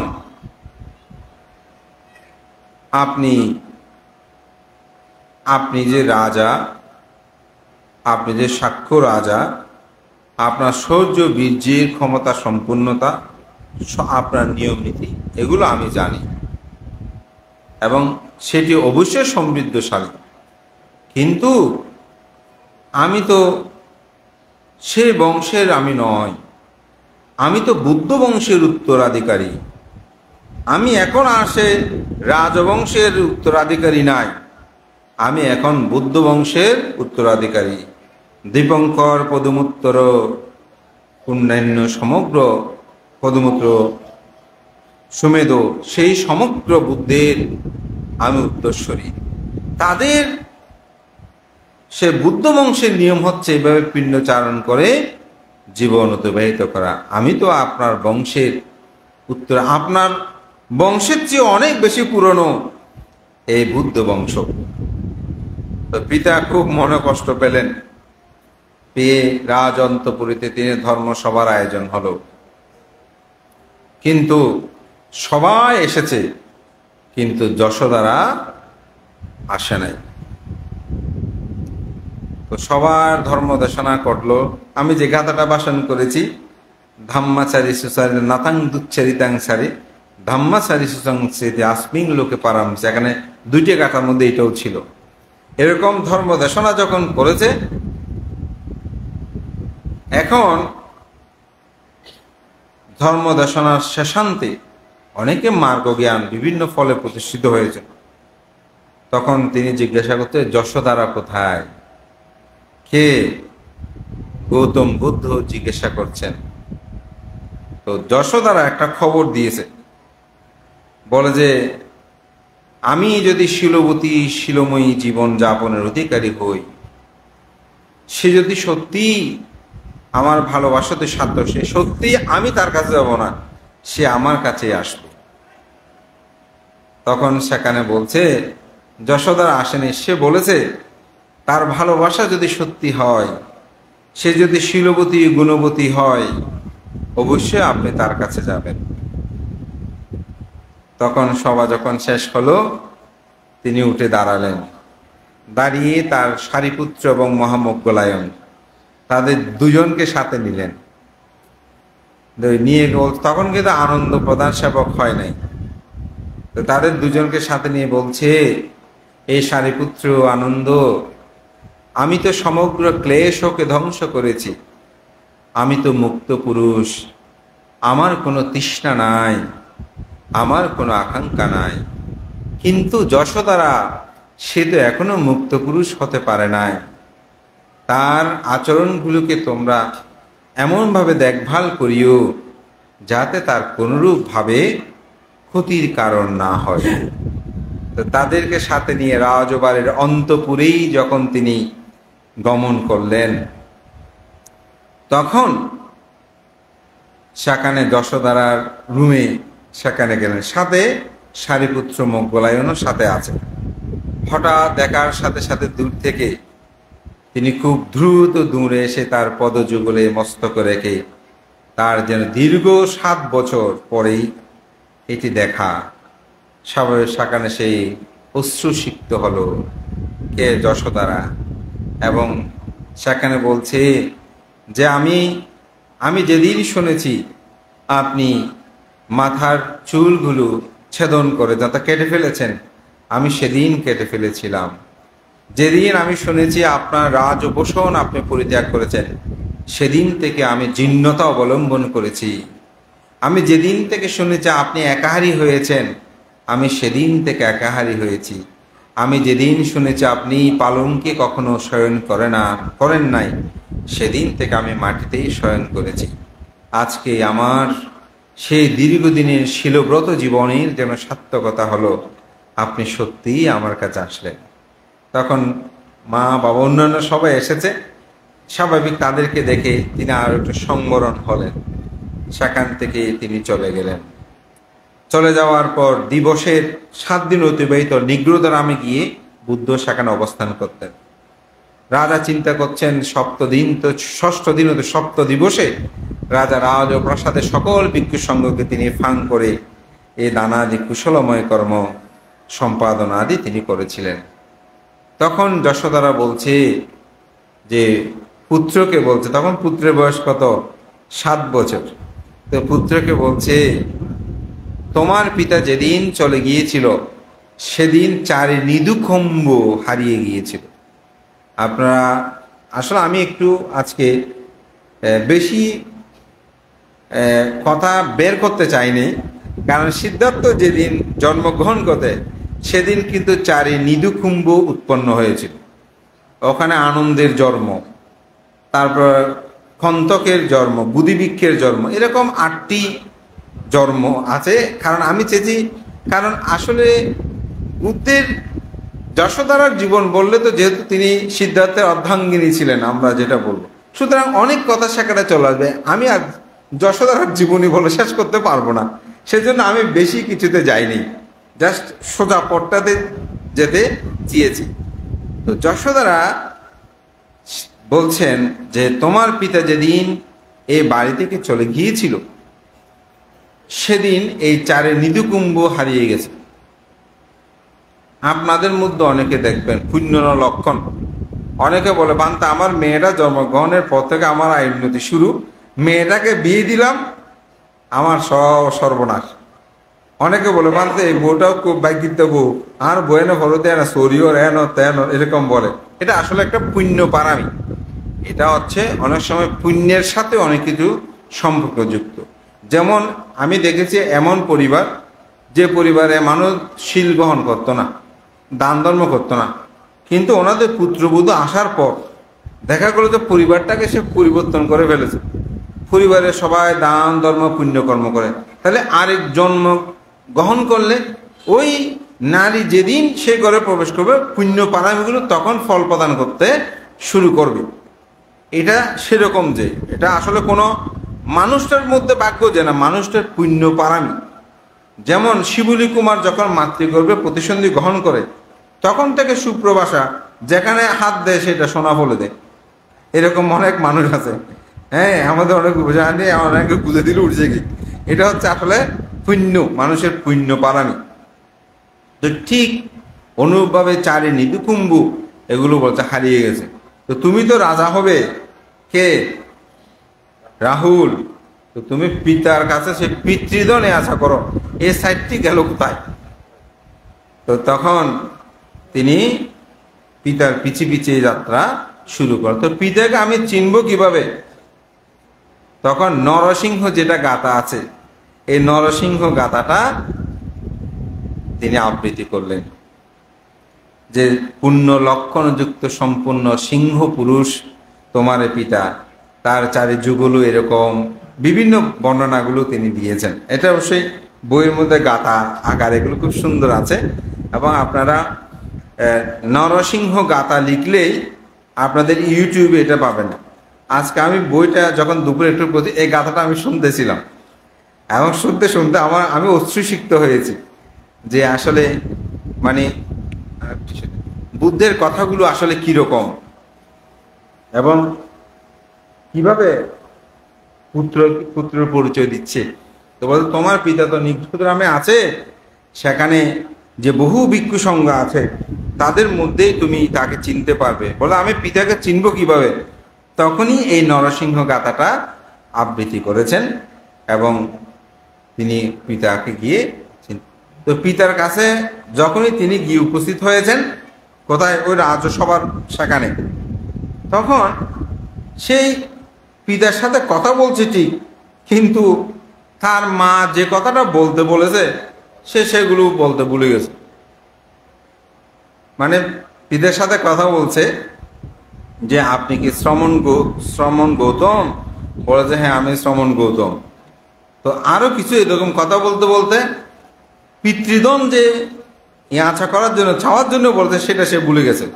যখনই সে রাজপ্রাসাদ ত্যাগ করে চলে যাচ্ছে, কিছুদিন যাওয়ার পর তার মনে পড়লো, বলে যে আমি তো পিতৃধন ইয়াচা করে, মা বলেছে যে, যেহেতু তার বয়স ছিল আসলে ছোট, তখন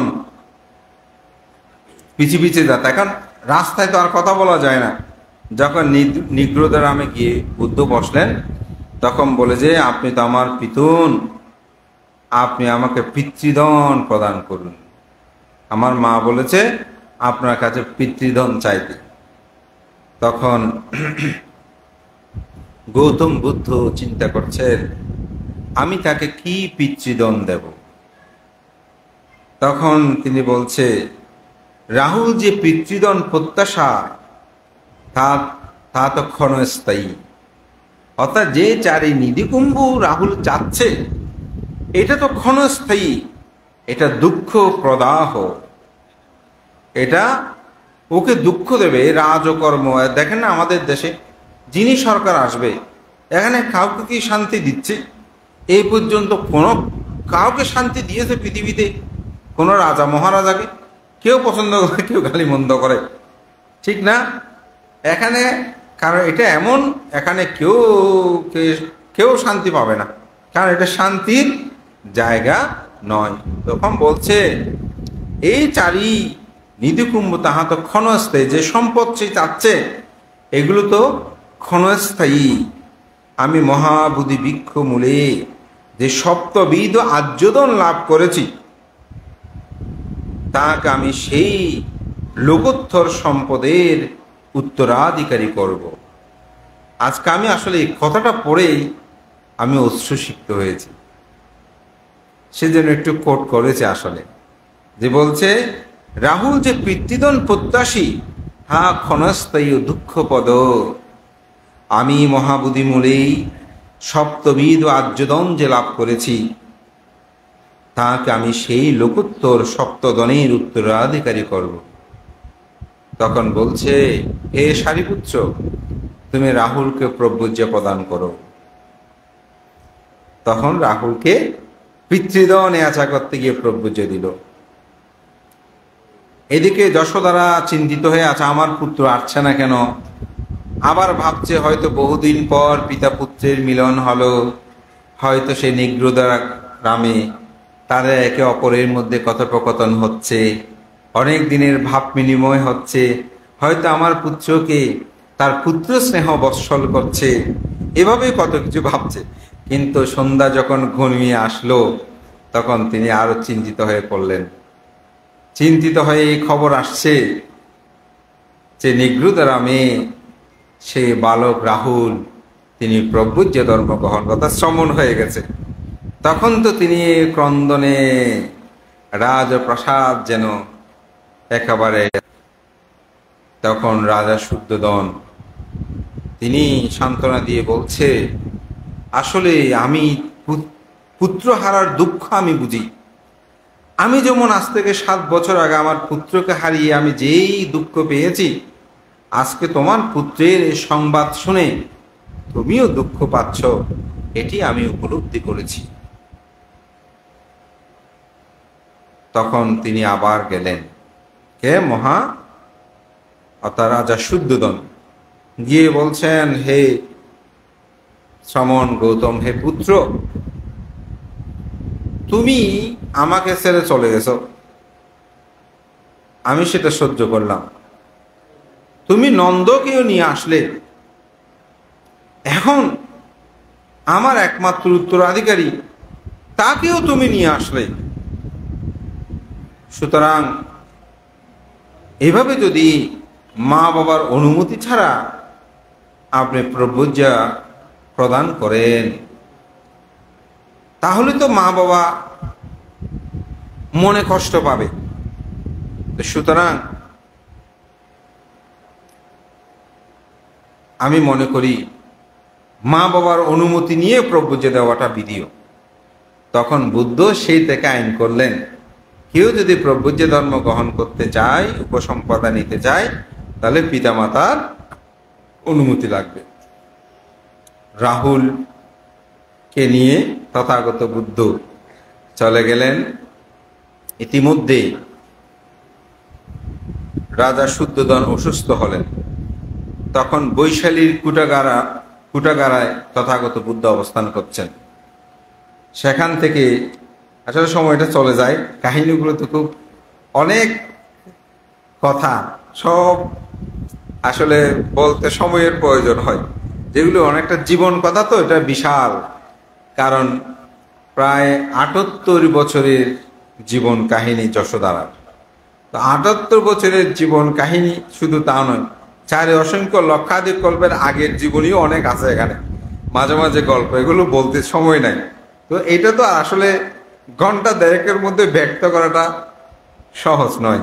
আমি যতটুকু পারি মূল বিষয়টা আপনাদেরকে বোঝানোর জন্য বলছি। তখন রাজরত্নপুরী অনেকটা বলা যায় পুরুষ শূন্য হয়ে পড়েছে। কারণ আনন্দ থেকে শুরু করে নাপিত, উপালি, ভিগু, তারা সবাই চলে গেছে বুদ্ধের কাছে। যখন রাজা অসুস্থ হলেন, রাজা শুদ্ধোদন তখন খবর পাঠালো। তখন বৈশালীর কুটাগারা থেকে তথাগত বুদ্ধ আবার আসলেন।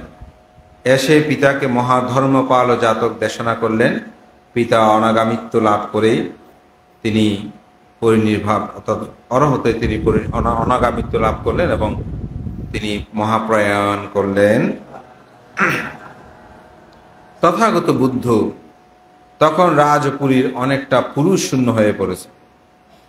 তখন মহাপ্রজাপতি গৌতমী যশোদারাকে বললেন, চলো আমরা বৈশালীতে যাই এবং সেখানে গিয়ে আমরা প্রব্রজ ধর্ম গ্রহণ করার জন্য আমরা বুদ্ধের কাছে প্রার্থনা করি। তখন তারা সেখানে গিয়েছেন। মহাপ্রজাপতির জীবনে যারা পড়েছেন সেখানে কি হয়েছে আমি ব্যক্ত করেছি। তখন বুদ্ধ 8টি গুরু ধর্ম প্রদানের মাধ্যমে তাদেরকে প্রব্রজ ধর্মে দীক্ষা প্রদান করলেন। দীক্ষা প্রদানের পর যশোদারা সহ সেখানে 10 সহস্র জন ওখানে ভিক্ষুণী ধর্ম তারা গ্রহণ করে এবং যশোদারা 1.5 মাসের না অর্ধ মাস অর্থাৎ 15 দিনের মধ্যে সে অরহত্ত মার্গ জ্ঞানে উপনীত হয়। অর্থাৎ যশোদারা বিমুক্তি লাভ করে অরহত হয়ে যায়। এখন আমি আপনাদেরকে একটি কথা বলবো, যে কথাটা মাঝখানে বলেছি। স্বাধীনতা যখন অর্জন করে, যে স্বাধীন দেশের মধ্যে যখন স্ত্রীর বসবাস হয়, তখন তাকে বীর যুদ্ধ বলে না, ফেলে গেছে যে সেটা নিয়ে কোনো কথা বলে। তো বুদ্ধ স্ত্রীকে ছেড়ে চলে গেলেও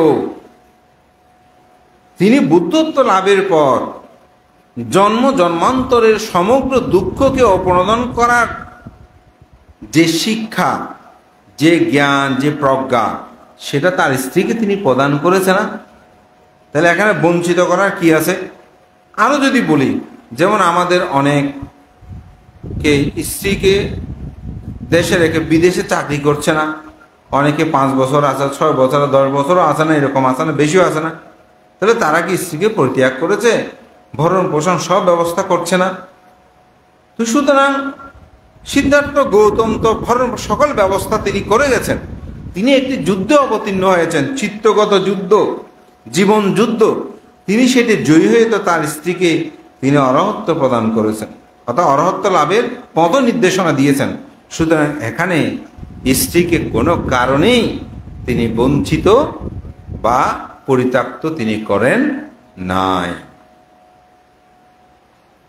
তিনি স্ববিহারী হয়ে এরপর যখন তথাগত বুদ্ধ শ্রাবস্তির জেতবন বিহারে অবস্থান করছেন, সেই জেতবন বিহারের পাশে একটি ভিক্ষুণী নিবাস ছিল, সেখানে তিনি অবস্থান করতেন। তো রাহুল ছিল ছোট, তো রাহুল প্রায় সময় মাকে দেখতে যেত।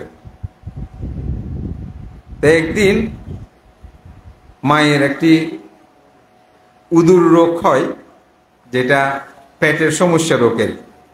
তো এখন রাহুল গিয়ে দেখে যে মা অসুস্থ। তো জিজ্ঞাসা করে যে মা, তুমি তোমার কি গেলে তুমি ভালো হবে? বলে যে আমি রাজন্তপুরে থাকতে, বলে যে অম্ররস আমি যখন পান করে থাম তখন আমার এটা চলে যায়। এখন অম্ররস কোথায় পাবে?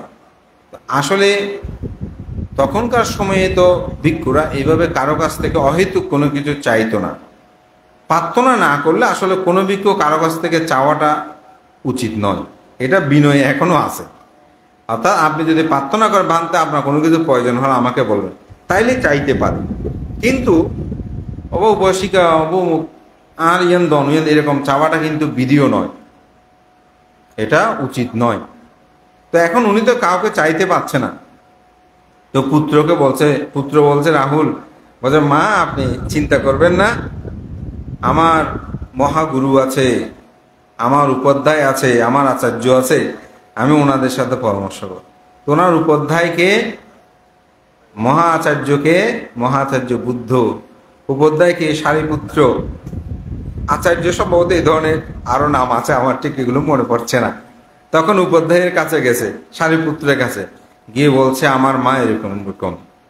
বলছে ঠিক আছে তুমি আমার সাথে চলো। গিয়ে রাজা প্রসেনজিতের বাড়ির সামনে গিয়ে ওনাকে একটা বৃক্ষতলে রাহুলকে বসালো। বলতে তুমি এখানে বসো, আমি পিণ্ডচারণ করে আসি। এখন পিণ্ডচারণ করতে সেখানে গেছে, গিয়ে বলে যে আমার অম্র রস লাগবে। সারিপুত্রকে যেহেতু রাজা প্রসেনজিৎ প্রার্থনা করে রেখেছে, তাই তিনি বলতে পেরেছেন। বলার পর অম্র রস দিল, দেওয়ার পরে সেগুলো নিয়ে এখন রাজা বলতেছে যে তিনি কেন অম্র রস চেয়েছে। গোয়েন্দা থেকে বলতে ওনার পিছিয়ে যাও, এগুলো খাওয়ার জন্য তিনি এখানে না খেয়ে, অর্থাৎ পানিও আপনারা দান করেছেন, এখন পানিও তো আপনার না খেয়ে ব্যাগের মধ্যে পরে বের হয়ে যায়, স্বাভাবিক বলতে সামনে দিলে খেলে ভালো লাগতো, বাদে নিয়ে যাচ্ছে কেন? তো বলতে একটু পিছিয়ে যান। তো পিছিয়ে গেল, গিয়ে দেখে যে এগুলো রাহুলকে দিয়ে দিয়েছে। রাহুল পাত্রটা নিয়ে ভিক্ষুণীদের ওখানে চলে গেছে। এটা নিয়ে সমালোচনা শুরু হয়ে গেছে। বলে যে এরকম সারিপুত্র স্থবিরের মতো মানুষ, অর্থাৎ ভিক্ষু, তিনি পিণ্ডচারণ করে এসে আবার যশোস্থবির, তখন কিন্তু যশোধরা স্থবির হয়ে গেছে, তিনি থেরি। বলছে ওনার জন্য মানে থেরির জন্য পাঠিয়ে দিয়েছে, এটা কেমন কথা? তখন ভিক্ষু সংঘ সবাই সমবেত হলো। সমবেত হয়ে বুদ্ধ বলছেন শুধু এই জন্মে নয়, অতীত জন্মেও সারিপুত্র এইভাবে যশোদারাকে আরোগ্য লাভের জন্য তাকে ওষুধ সদৃশ্য বৈষজ্য দান করেছে। তখন সবাই সেটা বুঝতে পারে। এটার আবার একটা কাহিনী আছে, এটা হচ্ছে চুন্ধুন কণ্টক নামক একটা জাতক আছে, ওই জাতকে এটা বিস্তারিত এখন বলার সময় নেই। তো এরকম করে আরো জাতক, তিনি সুস্থ হলেন আবার অসুস্থ হলেন। তখন এই কথাটা রাজার কানে গেল। তো রাজা গিয়ে বলছে, আসলে এই রাজকুমার সিদ্ধার্থ গৌতম তথাগত বুদ্ধ, তিনি তো রাজার পুত্র, তার তো কোনো কিছুর অভাব নাই। তিনি আজকে পথে পথে ভিক্ষা করছেন। তাহার সিদ্ধার্থের সহধর্মিনী যশোদারা, সে রাজন্তপুরীতে রাজ্যভোগ ভোগ করেছে, সে কি পিণ্ড চারণ করতে হয় তাকে? তার তো এইভাবে রাহুলকে দিয়ে, সারিপুত্র দিয়ে পিণ্ড চারণের প্রয়োজন নাই। রাহুল হচ্ছে সে রাজ পরিবারের উত্তরাধিকারী, সেও এই আজকে পিণ্ড চারণ করতেছে পাত্র নিয়ে। তখন তিনি বললেন, আজ থেকে এই অম্ররস এটা পিণ্ড, আমি যাহা কিছু প্রয়োজন আমি সমগ্র কিছু তাদেরকে সেখানে প্রদান করব। যখন ৭৮ বছর বয়স হয় কার, যশোদারা, তখন তিনি চিন্তা করছেন, তথাগত বুদ্ধের পরিনির্বাণের পূর্বে তার প্রধান শিষ্য থেকে শুরু করে সারিপুত্র অনেকেই পরিনির্বাপিত হয়েছেন, আমারও পরিনির্বাপিত হওয়ার সময়কাল এসেছে। তখন সেটা চিন্তা করে তিনি জেতবন বিহারে আসলেন। এসেই তথাগত বুদ্ধের সাথে সাক্ষাৎ করলেন। সাক্ষাৎ করে তিনি তার জন্ম জন্মান্তরের যে পারমী পুণ্যতা করে তার যে সুদুর্লভ সাক্ষাৎ লাভ করেছেন, সেই কথাগুলো তিনি ব্যক্ত করলেন। সেই কথাগুলো আসলে খুব সুন্দর। এখানে বলতে গেলে সময় একটা বিষয় আছে, তবু আমি এরকম একটি বলি যে আমি যখন হংসবতী নগরে প্রথম আপনার সাক্ষাৎ লাভ করে দুজনেই মিলে একই সাথে পুষ্পদা অর্ঘ্য নিবেদন করে বুদ্ধের কাছে প্রার্থনা করেছিলাম, যতদিন পর্যন্ত আপনি বুদ্ধত্ব লাভ করবেন না ততদিন যেন আমি আপনার সান্নিধ্য লাভ করি, আপনার সহধর্মিনী রূপে আমার জন্ম জন্মান্তরে যেন আমি জীবনটাকে অতিবাহিত করতে পারি, সেইটি এই জন্মে আমার পুণ্যতা হয়েছে, আমি তার পুণ্যতা আজকে লাভ করেছি। তখন তথাগত বুদ্ধ বললেন, হে যশোদারা, তুমি আমার পরম হিতৈষী কল্যাণ মিত্র। শুধু তুমি এই জন্মে নয়, তুমি জন্ম জন্মান্তরে আমার সহধর্মী রূপে অবস্থান করে আমাকে সর্ববিধভাবে তুমি সহযোগিতা করেছ। আমি যতবারই অবিনিষ্ক্রমণ করেছি ততবারই তুমি শিলরূপে, শিলবতী রূপে নিজেকে রক্ষা করে বারবার তুমি শিলবান প্রতিরূপেই আমাকে তুমি শ্রদ্ধা সম্মানের করে আবদ্ধ করেছ। আজকে আমার যেমন জীবনের পূর্ণতা হয়েছে, তোমারও সেরূপভাবে পূর্ণতা হয়েছে। তোমার যথা অভিরুচি তুমি তা করতে পারো। আমি গতবার বলেছি বুদ্ধগণ পরিনির্বাণের কথা, তা যত অভিরুচি আর তোমার যেটা মনে হয়। সেখান থেকে তিনি বিদায় নিয়ে বুদ্ধ সম্মুখেই তাকে কেমন দেখেন, বুদ্ধের সম্মুখেই বুদ্ধ বলছেন, তোমাকে হয়তো অনেকে চিনতে পারে নাই, তুমি বিবিধ ঋদ্ধি প্রদর্শন করো। তখন বুদ্ধ নির্দেশে তিনি প্রথম ধ্যান, দ্বিতীয় ধ্যান, তৃতীয় ধ্যান, চতুর্থ ধ্যান অনুলোম প্রতিলোম ভেবে তিনি ঋদ্ধি প্রদর্শন করে আকাশে উঠছে, সেখান থেকে পড়ছে, এভাবে ঋদ্ধি প্রদর্শন করতে লাগলো। বুদ্ধ এটা করার কারণ ছিল যাতে তাদের মধ্যে শ্রদ্ধা, অশ্রদ্ধাবানের শ্রদ্ধা উৎপন্ন হয়, শ্রদ্ধাবানের শ্রদ্ধা আরো প্রবৃদ্ধি হয়। এই কারণেই এটি প্রদর্শন করলেন। যখনই প্রদর্শন করলেন, এরপরে তিনি তার একজন নয়, সেখানে সহস্র জনের অধিক সবাই মার্গ জ্ঞানলাভী, তারা ধ্যানস্থ হলেন। এই ধ্যানে যে বসেছে সেখানেই তিনি অনুপাদেশে নির্বাণে নির্বাপিত হলেন। তো বসার মধ্যে নির্বাণ লাভ করেছে, এই যশোদারা, এটা আমি আজকে জানলাম। বসার মধ্যে কেউ নির্বাণ গিয়েছে, এটা আমি আগে জানতাম না। তা আপনারা যে আমাকে এই জীবনীটা বলতে বলেছে, তিনি আমার পরম উপকার করেছেন। আমি অনেক অনেক নতুন তথ্য পেয়েছি, এবং এই বিষয়টা আমি আরো 4 ঘন্টা বলতে পারবো। অথবা আজকের দেশনা আমি ডালপালা কোথায় যাইনি, সোজা কথা বলেছি, যে কথা এখানে এখনো শেষ হয় না, আরো 4 ঘন্টা বলা যাবে বানতে। কেন? কারণ যশোদারার জীবনের সাথে সিদ্ধার্থের জীবন এবং গৌতম বুদ্ধের জীবনের অনেক বিষয় এখানে নিহিত রয়েছে। তো বিশেষ করে আমাদের একজন লেখক অমল বাবু, তিনি যশোদারা নামে একটি বই লিখেছেন। আমার বইটা উনি এসে আমাকে দিয়ে গেছেন। আমি জিজ্ঞাসা করেছি, আমাদের বইটা কি আপনি একটা বই লিখেছিলেন উপাসক? তো বলছে, ভান্তে আমি তো শুক্রবার ছাড়া সময় পাই না, তো আপনি যদি থাকেন আমি একদিন আসবো। আমি বললাম, উপাসক, এটা আমার বেশি প্রয়োজন, আমি সংগ্রহ করব। তা আমি সংগ্রহ করার আগেই এই উপাসক, তিনি খুব ভালো লিখেন, অনেকগুলো বই তিনি লিখেছেন, এবং বর্তমানে বাংলাদেশে একজন পরিচিত লেখক উনি। তো অমলবাবু তিনি যশোদারাকে নিয়ে বইটি লিখে আমাদেরকে উপকার করেছেন। এটা ললিত বিস্তর থেকে শুরু করে বহু গ্রন্থের তিনি এখানে সারমর্ম উপলব্ধি করে একটি সুন্দর গ্রন্থ এখানে তিনি উপস্থাপনা করে আমাদেরকে কৃতার্থ করেছেন। তো যাই হোক, উপাসককে ধন্যবাদ জানাই। আমাদের শ্রদ্ধেয় শিলভদ্র ভান্তের তিনি যে থেরিগাথা থেকে শুরু করে আমাদের সুগত বংশবান্তের যে যশোদা, আমি বইটা অনেক আগে পড়েছিলাম, তো বইটা আসলে খুঁজে পাচ্ছি না। তো খুঁজে না পাওয়ার কারণ, বই কাউকে দিলে এই বই আর আসে না। তো মাঝে মধ্যে যখন প্রয়োজন হয় খুঁজে পাওয়াটা করে। আর আমার এত বই হয়ে গেছে, সত্যিকার অর্থে আগে একটা ভালো ছিল, বই আমি কোথায় রাখতাম, নিজে রাখতাম যে খুঁজে পেতাম। এখন আমি ওদেরকে রাখতে দিই, ওরা রাখে, এখন আমি খুঁজে পাওয়াটা খুব কঠিন।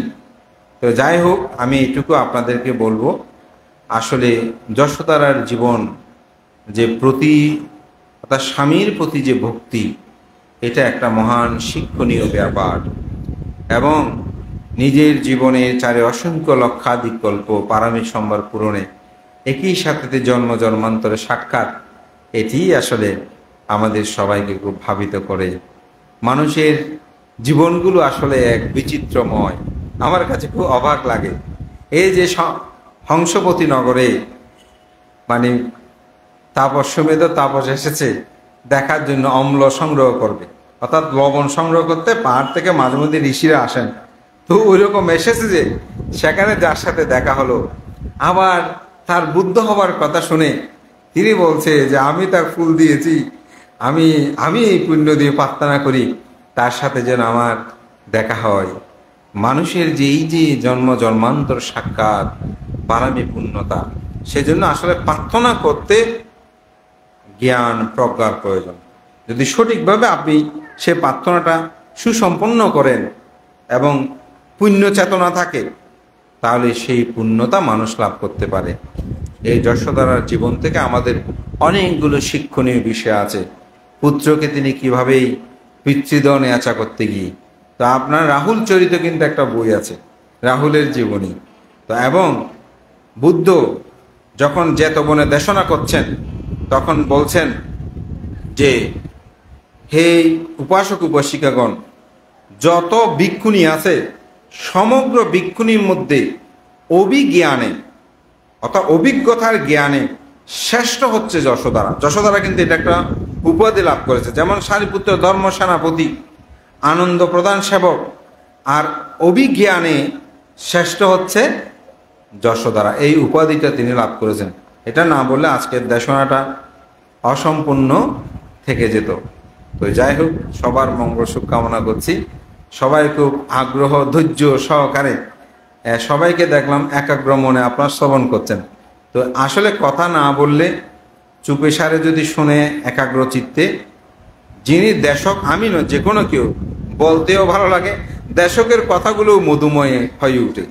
তো আমাদের এই বিহারে একটা খুব ভালো দিক, আমরা যখনই ধর্ম দেশনা শুরু করি আপনাদের মধ্যে একটা নীরবতা নিস্তব্ধতা থাকে, এই নীরবতা, নিস্তব্ধতা একজন দেশককে তার দেশনাগুলোকে আমি মনে করি উপস্থাপনা করতে সহযোগিতা করে। তো সামনে তো আমাদের আর একটা মাত্র আসলে উপসদ বিশ্বভিত্তিক আলোচনার সুযোগ আছে। অবশ্য আমি আপনাদেরকে বলেছিলাম সকালবেলা কোন বিষয়টা নিয়ে আলোচনা করব আপনারা বলেন। তো যদি না বলেন আমি নিজে নির্ধারণ করে একটা হয়তো বলবো, যেহেতু আবার মহাপ্রজাপতি গৌতমী, যশোদারা এবং